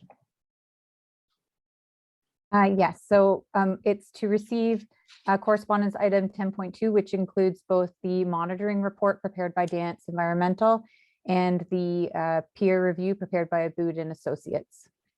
Okay, thank you. Can I get a mover for that, please? Councillor Spillis, seconded by Councillor Balmer. Comments, Councillor Bailey? Yeah, the peer review by Aboods and Associates was really well done. In their at the end, I guess I don't need to find it, but they outline that the analysis of the ecological and the aquatic data is needed still, and baseline comparisons would be needed to give a better idea of what the monitoring is telling us. So I'm just proposing maybe we forward this to CBM for a response. Okay, we'll go around the table. Thank you. Councillor Bulmer. Thank you, Mr. Chair. Yeah, I agree with that. I must admit, I was concerned when I read in the dance report discussions of wetlands that have dried up. So I'm thinking we're going to see something. We haven't seen the annual groundwater monitoring report yet. I as much as I'd like to forward these on to the operator for comment, I kind of would like to bundle this with the hydrogeological report and peer review and have it looked at as a wholesome way, as opposed to just here's this one and then separately, so that they can be tied together. And I don't know if that's possible or doable, and I don't know what the timing of when we're going to get that other report. I don't want this one to be lost. But I agree, we need some answers here, and I don't know the best way to get them at this point, because we've tried many ways in the past, and we seem to be stuck in the mud here. Okay, Councillor Goyda. Yeah, I mean, I guess, first of all, I agree that the consultant has done an excellent job in identifying, there's additional information that needs to be provided in the monitoring report. I think given that there's concerns as it relates to the water levels in the wetland, and that pairs with the decrease in the salamander and frog populations, for sure, there's more work that needs to be done to identify the cause of these changes and put in some recommendations in place to mitigate those changes. I think it's important for us to see what the analysis and mitigation plan looks like in an updated report, just as the consultant has recommended. But I also do tend to agree with Councillor Bulmer that this will likely tie in with the water. I agree that I think it should be maybe a fulsome report back. And I don't know, just as Councillor Bulmer has said, if it makes sense to hold on to this until that time and submit all the comments together, or if it makes more sense to separate it. But one way or another, I think this needs to be addressed, and we need to get a response from them on this report. Okay, Councillor Spools. Yeah, I'm a cynic in matters like this. I think they didn't put the two together for a reason. We might forget about this report or whatever. I would tend to, as it comes in, we send it back out to them with our comments. And I would like to also suggest that we copy the ministry and on our request for a response on this, because this is outstanding. This issue has been going on for 2 years with us, and it's not getting any better. Yeah, I agree. So I think we should ask for a response on this report, copy it to the MNR, but then also give staff direction to bring this report back to us when we get the annual groundwater reports, and then we can compile them together, and any other documents that are, over the last, as you mentioned, Councillor Swills, 2 years that we've been dealing with this and concerns, and just compile it all into one great big concern, and then we can send it off to the appropriate agencies, whether that at the time is the operator or the MNR. Oh, geez, jeepers, what are they called now? MNRF or so I think it's important we send it now and we get some response and then compile it together. Thoughts on that, Councillor Bailey? I think that sounds like a fair approach. Keeps the pressure on, I guess. Councillor Bulmer? Yes, thank you. I agree. I'm like Councillor Sapoulis. I'm a little bit of a cynic on this. I've been looking at this project for more than 2 years and seeing the problems. I think there's been problems with this almost not from day one, but very early on, and it is frustrating. So I like the proposal to bring this report back so that we and the ministry can see them both side by side. So as Councillor Spoulis suggested, they're trying to get us to see them separately, but I want to make sure we don't. So thank you for that suggestion. Councillor Goida, Yeah, I would support that direction as well. Councillor Spoulis. Oh, I'm in favor of what we just discussed. All right, staff, any clarification needed? No, I think that's clear. Okay. All right, we've read the resolution. We had a mover and seconder, correct, Ms. White Fox? Yes, we do. All right, so all in favor, Councillor Bailey, Yeah, in favor? Councillor Balmer, In favor. Councillor Goida, In favor. Councillor Spoulis. In favor? I stumbled there because when we come back from a break, depending on when you log in, it changes where you are on my screen. So Jessica's now where Councillor Balmer was. And so I looked over, I'm like, that's not Councillor Balmer. Love the Zoom. All right, Ms. White Fox, 10.3. The council received correspondence item 10.3 regarding the City of Guelph response to the Township of Puslinch comments regarding Claremont B secondary plan. All right, take a mover for that, please. Councillor Spoulis, second. Councillor Goida, comments, Councillor Bailey. Yeah, I guess we're not here to ask any more questions. So I still have concern. My biggest one is about the, again, the traffic impact through Puslinch. And we talked about this earlier in the meeting with Mr. Whiteley a little bit. But my concern was just, it says the City of Guelph responded that the Transportation Master Plan confirms that their road network is sufficient to support the projected traffic, but then what happens at the boundary to Puslinch? It seems to be kind of being thought through in a bit of a silo effect. So I still have concerns around that. And my question to the city is just, I'm curious what innovative traffic design measures have been proposed to help, first of all, mitigate driver behavior to be kind of pushing traffic up and around Aberfoyle. My other comment was just in regards to the building heights. We had specifically asked about how topography was kind of impacting, and there isn't really a response about that. It does talk about reducing the stories from 18 to 14, but it doesn't mention, say, placing higher buildings in lower lying areas to keep the transition from rural to urban kind of in a more eye-pleasing, subtle manner. So I guess I'm looking for a little more information on that as well. Okay, thank you, Councillor Bailey. Councillor Balmer. I have a question for the city. Do they Okay. know what's between Maltby Road and the 401?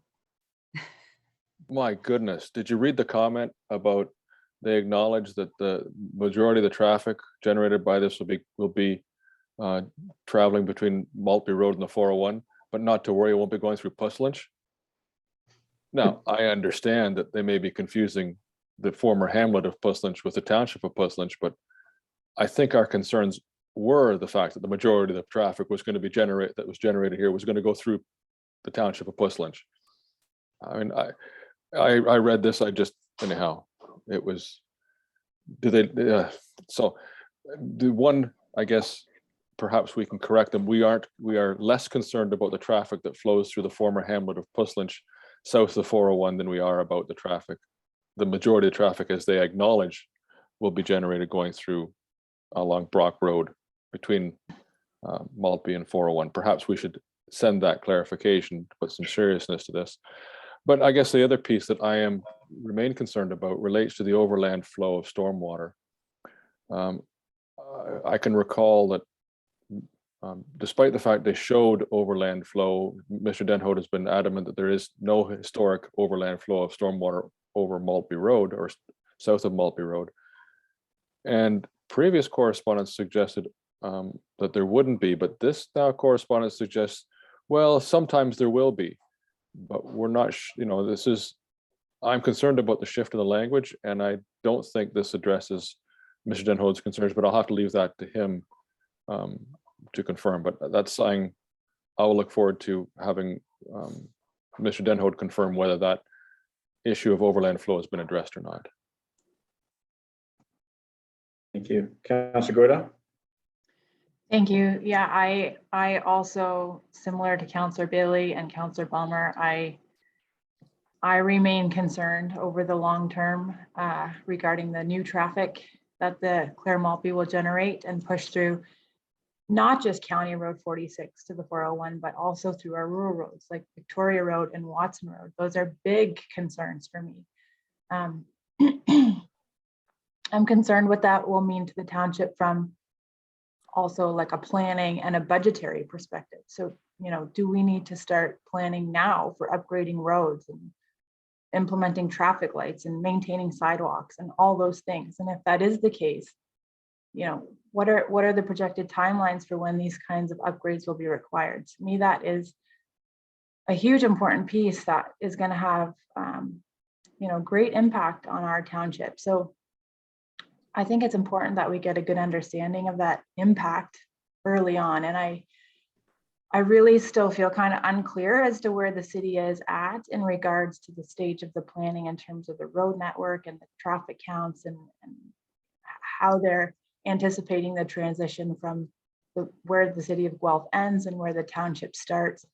And I think as part of our additional questions that got circulated, it was brought up that perhaps the city should come and present that info to our council. I think that would be a great idea. I think it would be beneficial to both, to the city and to the township in terms of planning, you know, both, especially in terms of our resources in the future and investments that might be made. So that remains my overlying concern with the whole plan. Okay, thank you. Councillor Spillis? Yes, I think a presentation in a similar vein as was done by the county would be very beneficial for us. Right now, all we're hearing is would, should, might. I think we need some definite numbers. When they came by here, I guess it was over 6 months ago, we asked pointed questions about projected traffic counts, Victoria Road, what sort of modal split are you anticipating down Gordon Avenue? Will that take away traffic off Gordon Avenue? I haven't seen any response. They said they were going to get back to us and never did. So I think it's high time we asked them to come back and explain the traffic that's going to flow through Aberfoyle, not through the hamlet of Puslinch. Okay, I'll come to you in a second, Mr. CAO. I share the concerns about the 14 stories on the top of a hill or in a valley in the Clare Maltby expansion.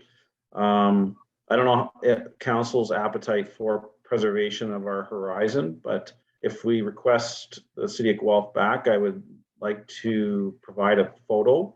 You stand at McLean Road, facing north. The two high rises being built in Guelph have now are quite prominent on the horizon, and I don't know if that's a major concern for this council, but that's what we're possibly going to see now. You know, the change is going to be, you're going to see the urban environment from a much further point into Puslinch. Also, my take on this report is that they're saying that the Clare Maltby expansion is not going to add to traffic through Aberfoyle. And I may be reading it incorrectly. So the way I view that then is that by the twinning of Gordon Street, you're going to facilitate more traffic from deeper within the city to come through Aberfoyle. Well, if the traffic's coming from a portion of the city that's more centralized, then the diversion should start sooner. They shouldn't facilitate that traffic from Clare north or south. So that would be my concern. Okay, fine. If the traffic's coming not from Clare Maltby, then let's let's engage the city so that they do mitigation efforts to divert that traffic over to the Hamlin across Wellington. I agree with the overflow. They mentioned it was a 500-year flood. Is the intention, and Mr. CAO, you can speak to this, that Mr. Denhoad will review these comments and report back to staff? And a little off topic, but does apply. City of Guelph released a report that they're going to put stoplights at Clare and Maltby. So that might help our position with traffic, because if it becomes inconvenient for traffic to stop at Maltby all the time, they might start taking the Hamlin. So it will save lives. We're well aware that people were dying there at that intersection. So I guess part of their 2022 budget, or they're putting new intersection control lights there. So that's great news. Mr. CAO. Yes, yeah, to answer your one question, yes, it is our intent, after council took a look at this, as long as you are in favor, to have Mr. Denhoad take a look at this and comment on it as well, and then we can bring that back to you. Fully agree that it would be good to have the city of Guelph come and speak to this. What I would suggest, if council is in agreement, that we could summarize some of the comments that we've received from council just in the last few minutes here. We'll compile those and forward them to the city, saying, you know, we've received this correspondence. Here's some additional comments that we received in regards to that correspondence. And could you please come and speak to our council in an upcoming meeting? Would that be in agreement with council? I had written that down as well, that we had a bit of a list of our concerns with the report, so they can prepare for it. From what I've heard, and I'll go around, is the topography wasn't identified for the high rises, and could that plan be adjusted so that we don't have that loss of the horizon? As I mentioned, the traffic, the report states that the Clare Maltby expansion will not be adding traffic through Aberfoyle. So if the traffic is, the terminology is escaping me right now, but the origins of the traffic is deeper in the city, then mitigation efforts should be made to, divert it. The overland flow of water is still a concern. We'll have Mr. Denhoad. What else did I hear? I think that's it, and I'll go around and see if there's anything else that I didn't summarize well from council. Councillor Bailey. Captured that. Thank you.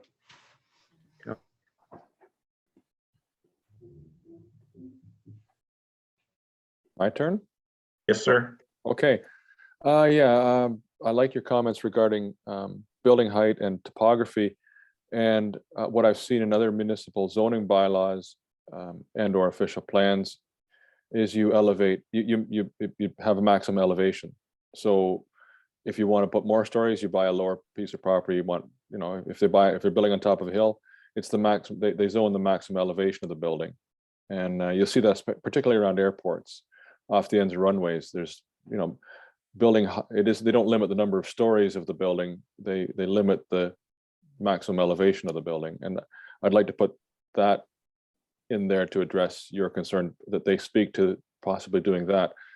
Understanding, of course, that, I don't own my view, and but it's part of preserving that transition, which I think they've actually done. To give them some credit, I did like some of what I heard about the rural urban transition in this response. But to address your concern, I'd like to reword it, that would they consider maximum elevation for buildings as opposed to number of stories? Does that make sense? Makes sense to me. Who's next? Councillor Guetta. Yeah, I think that captures everything. I don't know if it, I don't know if they would have this information or could get this information, but it would be good to kind of understand the anticipated increased traffic counts, actual numbers that would be anticipated going south on sort of all the roads of Maltby Road. Like, what do they anticipate the increased traffic will be on Victoria Road, Watson Road, even the Maltby Road between Victoria and Watson Road? I don't know if that's something that they would have available or have thought through, but maybe something worth bringing up. because that will affect, you know, what we have to do on our roads in the township. Thank you. Councillor Spillis? And just piggyback on what Councilor Gord is saying, it's important to have AM and PM peak hours and all day counts. Also have a projection of what it is now, 5 years, 10 years in the future, and when this development fully matures, to get an understanding and see if we can mesh those numbers with what the county is saying. And the other thing is, was raised by the deputant, is consideration given to, will they consider doing a proper updated EA for that section of roadway to take into account all the improvements are being made and the fact that it's a 20-year-old EA.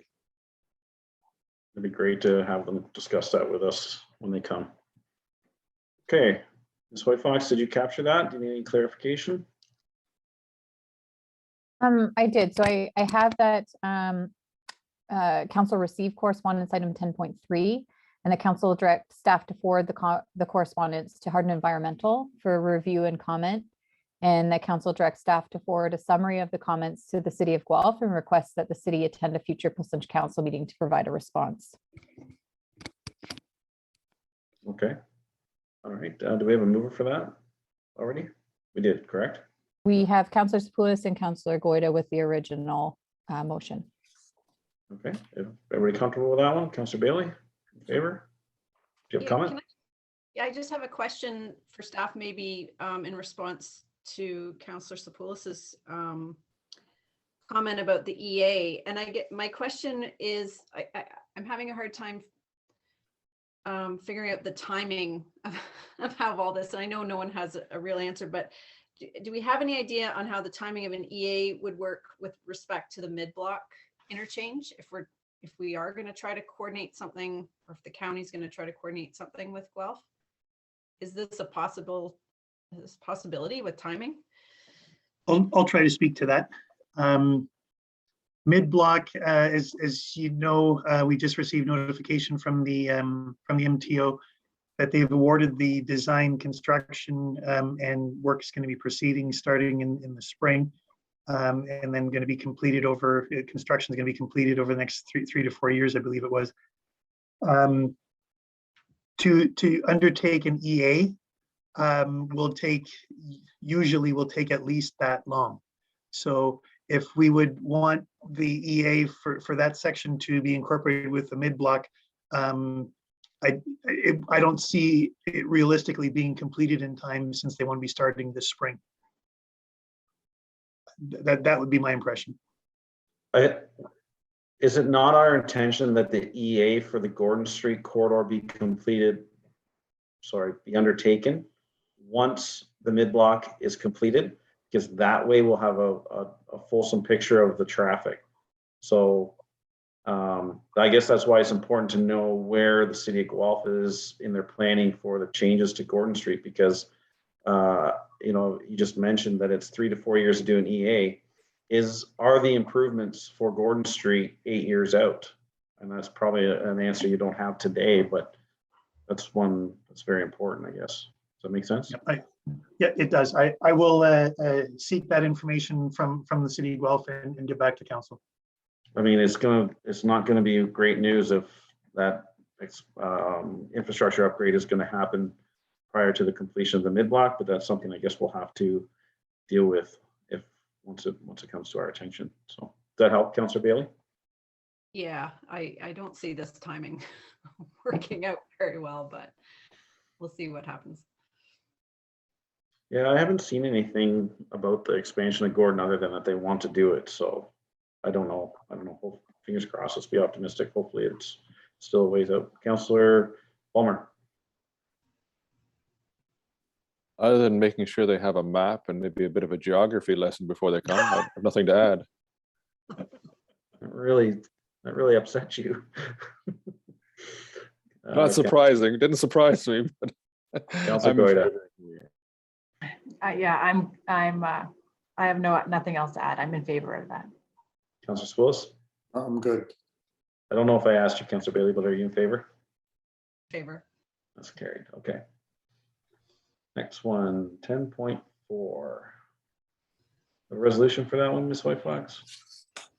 Council received correspondence item 10.4 regarding the support resolution request from the mayor of the town of Aurora regarding the dissolution of the Ontario Land Tribunal for information.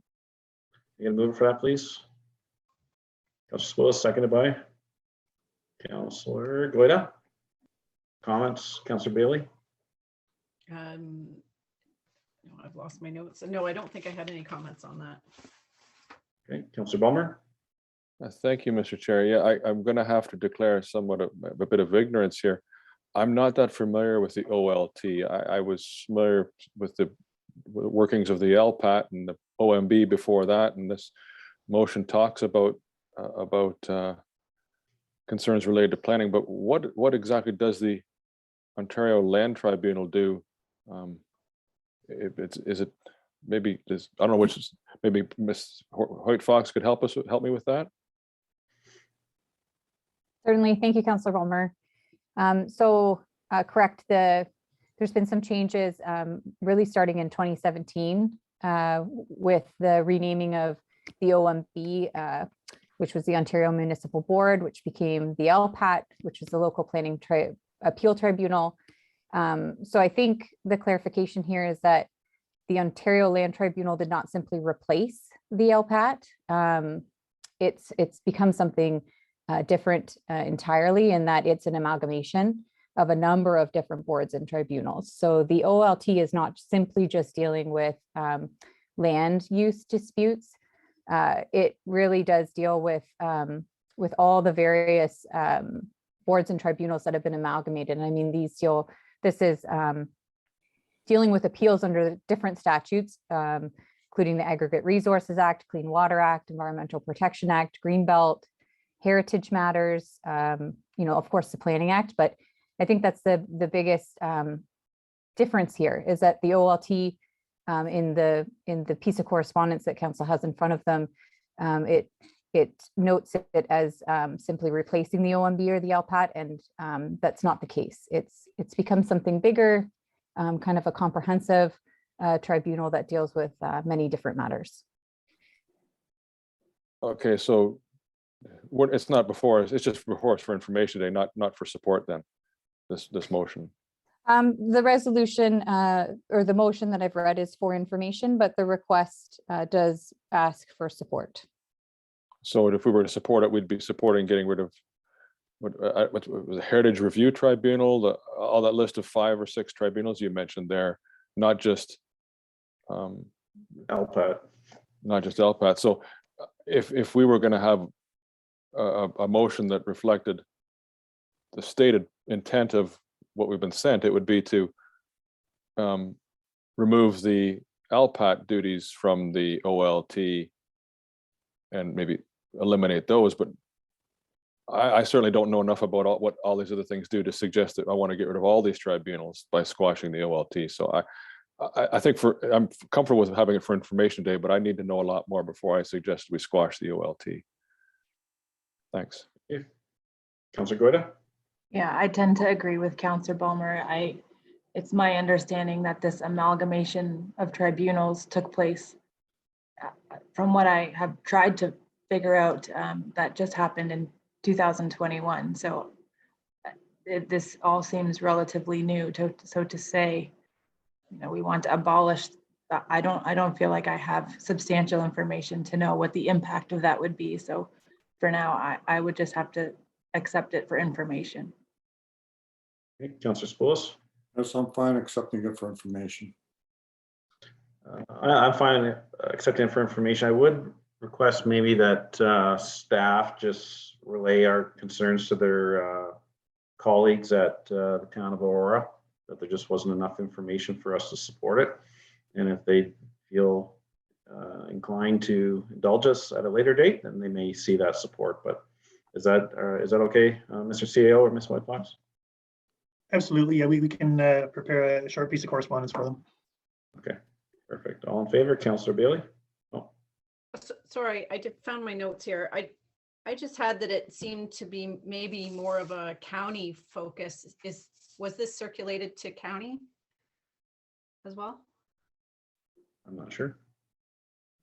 Maybe they can include that in their correspondence with their counterparts, that, you know, they could clarify whether that's more of a county issue or not. They can determine where they want to send it. Okay. Just all the in favor? focus on attainable housing really is more at their level, so. All in favor, Councillor Bailey, Yeah, in favor. Councillor Bulmer, In favor. Councillor Goida, In favor. Councillor Spos. In favor. That's carried.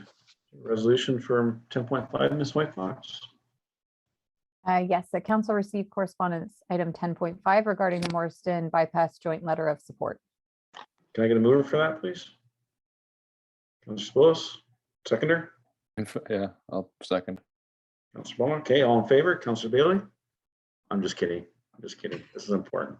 So we have this coalition, and this is something I was working with staff on. I want to thank Justine for doing a wonderful job and reaching out to all these former coalition members. You've probably seen in the news that some individuals in the community that are raising the issue about the bypass. Once again, the government has committed to the 413 and the Bradford bypass, both of which are contentious as far as my opinion is concerned.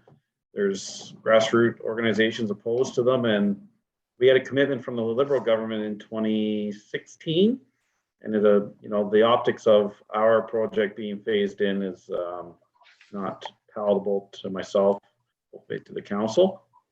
So, and a big portion of getting the approval from the 2016 government was that this was requested through the business organizations, the coalition. So the thought process was to reaffirm that commitment from the coalition and the large operators and businesses throughout, our area. And so it's before you today.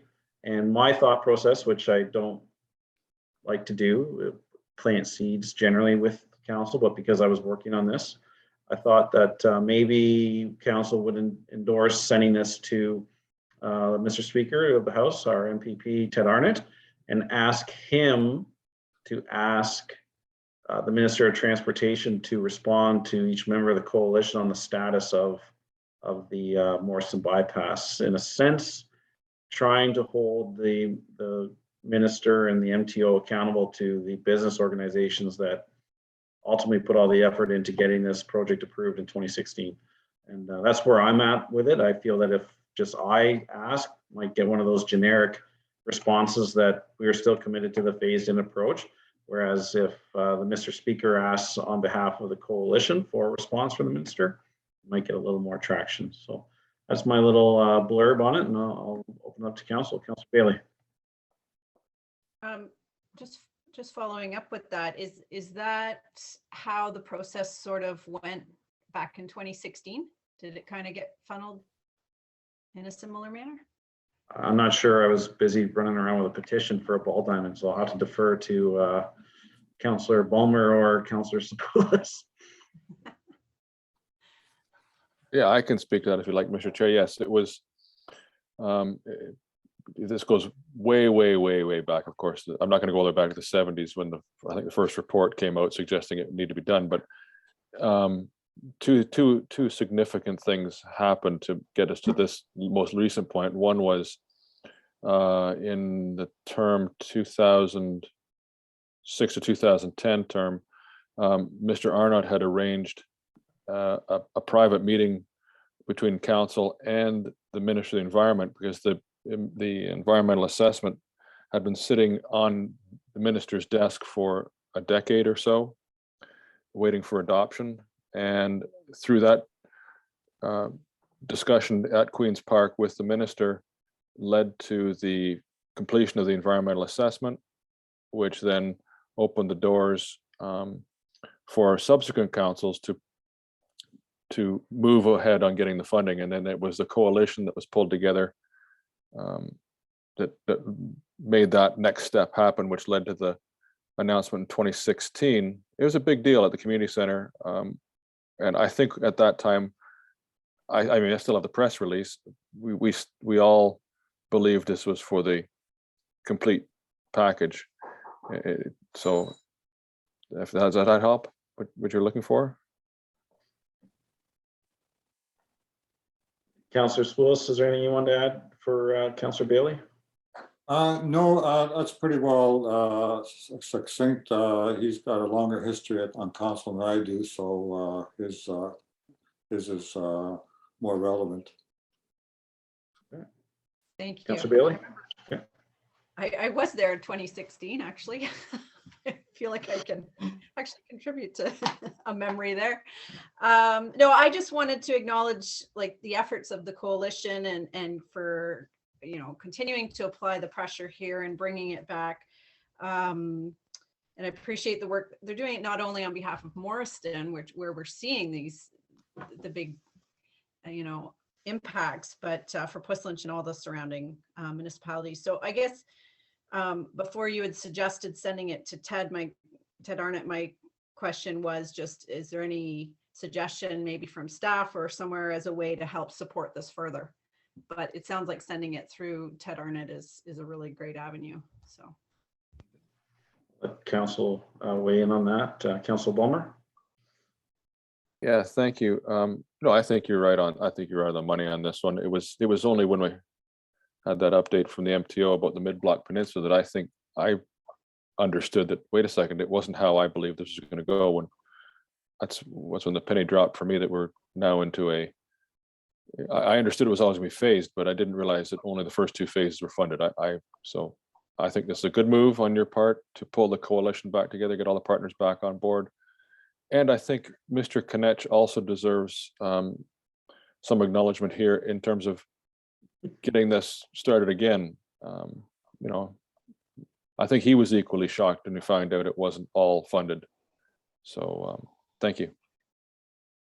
Yes, I think Mr. Konech and I may have to share a room. We converse a lot on this topic. He's very passionate about it. And it's great to have passionate people in the community. Councillor Goida. Yeah, I share the sentiment. And thank you very much to both yourself, Mayor Seeley, to Mr. Konech, to the whole coalition for bringing this back up. I had written similar to what you had said. I said, would a resolution endorsing the letter from the coalition be helpful? And from what I'm hearing, you're saying that that would be. So I would support putting forward a resolution to ask Ted Arnott to bring this forward and respectfully ask for a response from the ministry on a commitment to the construction timeline and on the funding, and to respond to all of those who've taken the time to write a letter as part of the coalition. That's excellent. Councillor Spools? I wholeheartedly agree with Councillor Goida. What I also like to suggest, Mr. Mayor, that you provide a letter as well in this package, because if you take a look, you have the coalition and you have various members behind it providing their own individual letters as well. And I think that would be helpful to show that even the mayor of the township is speaking out separately. Yeah, that's a great advice. I do know that Mr. Konech had an interview. When was it? It was yesterday, I think. And he's provided me with the podcast in my inbox, so I'll forward that to council. There's some uptake by local media, and he also forwarded his correspondence to the Toronto Star and some other very high-profile news organizations. So I'm hoping there's some uptake on that. And we'll keep everybody in the loop. And I feel that there's been good direction given to staff. Ms. White Fox, do you need any further clarification? No, thank you. And I'll work with somebody on drafting that letter that Mr. Spools mentioned. So, okay, so all in favor to that? Councillor Bailey? yeah, in favor. Councillor Bulmer? In favor. Councillor Goida? In favor. Councillor Spools? In favor. Excellent. All right, so I'll get my page here. Sorry, bear with me 1 second. Some notes here. All right, council reports. Friday we have, or I have a TAPMO meeting. It's pretty lengthy. We have the Mill Creek Stewards presenting. I believe our council has seen that presentation. If not, maybe you will in the future. It's Mr. McNee, and the presentation is around trying to persuade the government to adopt a set of criteria for approving a aggregate operation that municipalities across Ontario could endorse. And the basis of that is to try to prevent lengthy LPAT appeals. So it's obviously in its infancy, and we felt there was a good place for it to go first was TAPMO, because that, obviously it represents multiple municipalities, and to see if that's something they'll want to endorse. If they do, then I'm sure it will come before us. I've already spoke about the electronic speed enforcement. Also, Glenn and I have a meeting on Friday as well with staff at MMAH, Municipal Affairs and Housing. If you recall, we applied for a delegation with them around the Greenbelt expansion, and the response from the office was that we should engage his senior policy advisor. So we've done that, and we're going to present to them our concerns around the expansion of the Greenbelt that will affect Puslinch specifically. The county mayors are meeting bi-weekly now, bi-monthly, I believe. Glenn can correct me on that, around the COVID pandemic. We received updates from Dr. Mercer about where the county's going on that. I think the next discussions will be around the opening of the municipal offices. I don't believe that will be in unison, as Mapleton has already opened their office.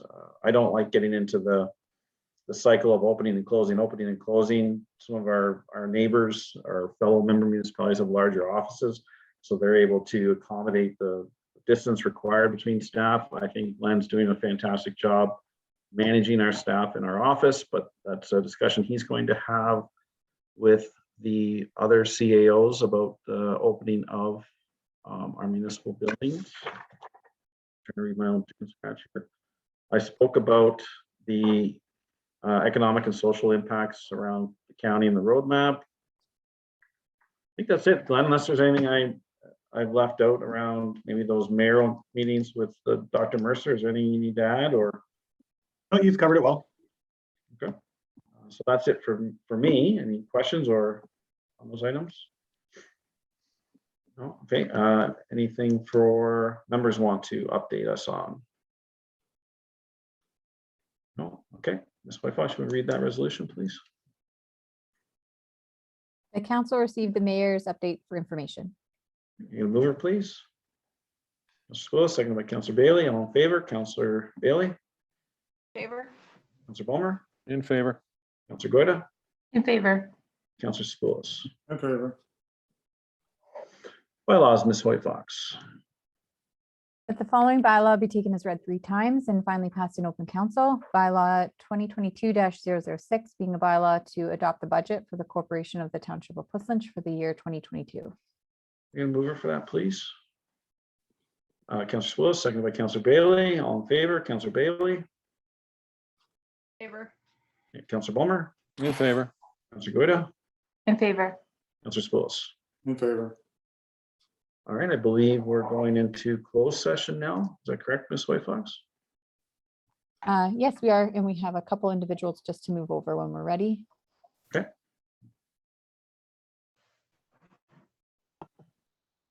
Thank you to the attendees that joined us today. We appreciate it. And Mr. Chair, I'll just read the resolution to go into closed. Sounds good. The council shall go into closed session under section 239 of the Municipal Act for the purpose of a confidential verbal report from Brian Guttiel, Bernardi Human Resources Law, LLP, regarding advice that is subject to solicitor-client privilege, including communications necessary for that purpose, being a human resources matter. You gonna move her for that, please? Councillor Spoulos, seconded by Councillor Balmer. All in favor, Councillor Bailey. I saw you say it, but I didn't hear you. Councillor Balmer, In favor. Councillor Goida, In favor. Councillor Spoulos. In favor. All right, we are in close. We'll wait for. Okay, Ms. White Fox, you have a resolution for us, please? That council moves into open session at 1:27 PM. You mover for that, please? I'll move. Councillor Spoulos, seconded by Councillor Bailey. All in favor, Councillor Bailey, In favor. Councillor Balmer, In favor. Councillor Goida, In favor. Councillor Spoulos. In favor. And the next resolution, please, Ms. White Fox. The council receives a confidential verbal report from Brian Gautier from Bernardi Human Resource Law LLP regarding advice that is subject to solicitor-client privilege, including communications necessary for that purpose, being a human resource matter, and that staff proceed as directed. So if you can move for that, please. Councillor Balmer. Seconded by Councillor Bailey. All in favor, Councillor Bailey, In favor. Councillor Balmer. Favor, Councillor Balmer. Did we lose him? He's frozen. I think we still have quorum. Councillor Goida, In favor. Councillor Spoulos. In favor. All right. Any business arising from the closed session? You're back, Matthew. Thank you. We just passed the direction of staff from the closed. Any business arising from the closed session? See none. Any notice of motion today? None. Any new business? No. Announcements? Anyone? We have Family Day activities coming up on February 21st. The Optimist Club is busy arranging and organizing. I believe it's accessible on their website for some events. There's some archery. They're going to provide hot dogs and hot chocolate to the kids. And anybody have any further information on what they're providing? I should know more, but anyways, it'll be a good event. Do what we can with the COVID restrictions. It's going to be for skating, I believe, as well at the Murph. All right. Confirmatory bylaw, Ms. White Fox. The following bylaw be taken as read 3 times and finally passed in open council. Bylaw 2022-007 being a bylaw to confirm the proceedings of council for the corporation of the Township of Plymouth at its meeting held on the 9th day of February 2022. All right, a mover for that, please. Councillor Goida. Yep. Seconded by Councillor Bailey. All in favor, Councillor Bailey, Favor. Councillor Balmer, In favor. Councillor Goida, In favor. Councillor Spoulos, In favor. and adjournment. Council hereby adjourns at 1:30 PM. Can I get a mover, please? Councillor Spoulos. Seconded by Councillor Bailey. All in favor, Councillor Bailey, Favor. Councillor Balmer, In favor. Councillor Goida, In favor. Councillor Spoulos. In favor. Thank you, everyone. Good meeting. Have a great day. Thanks, everyone.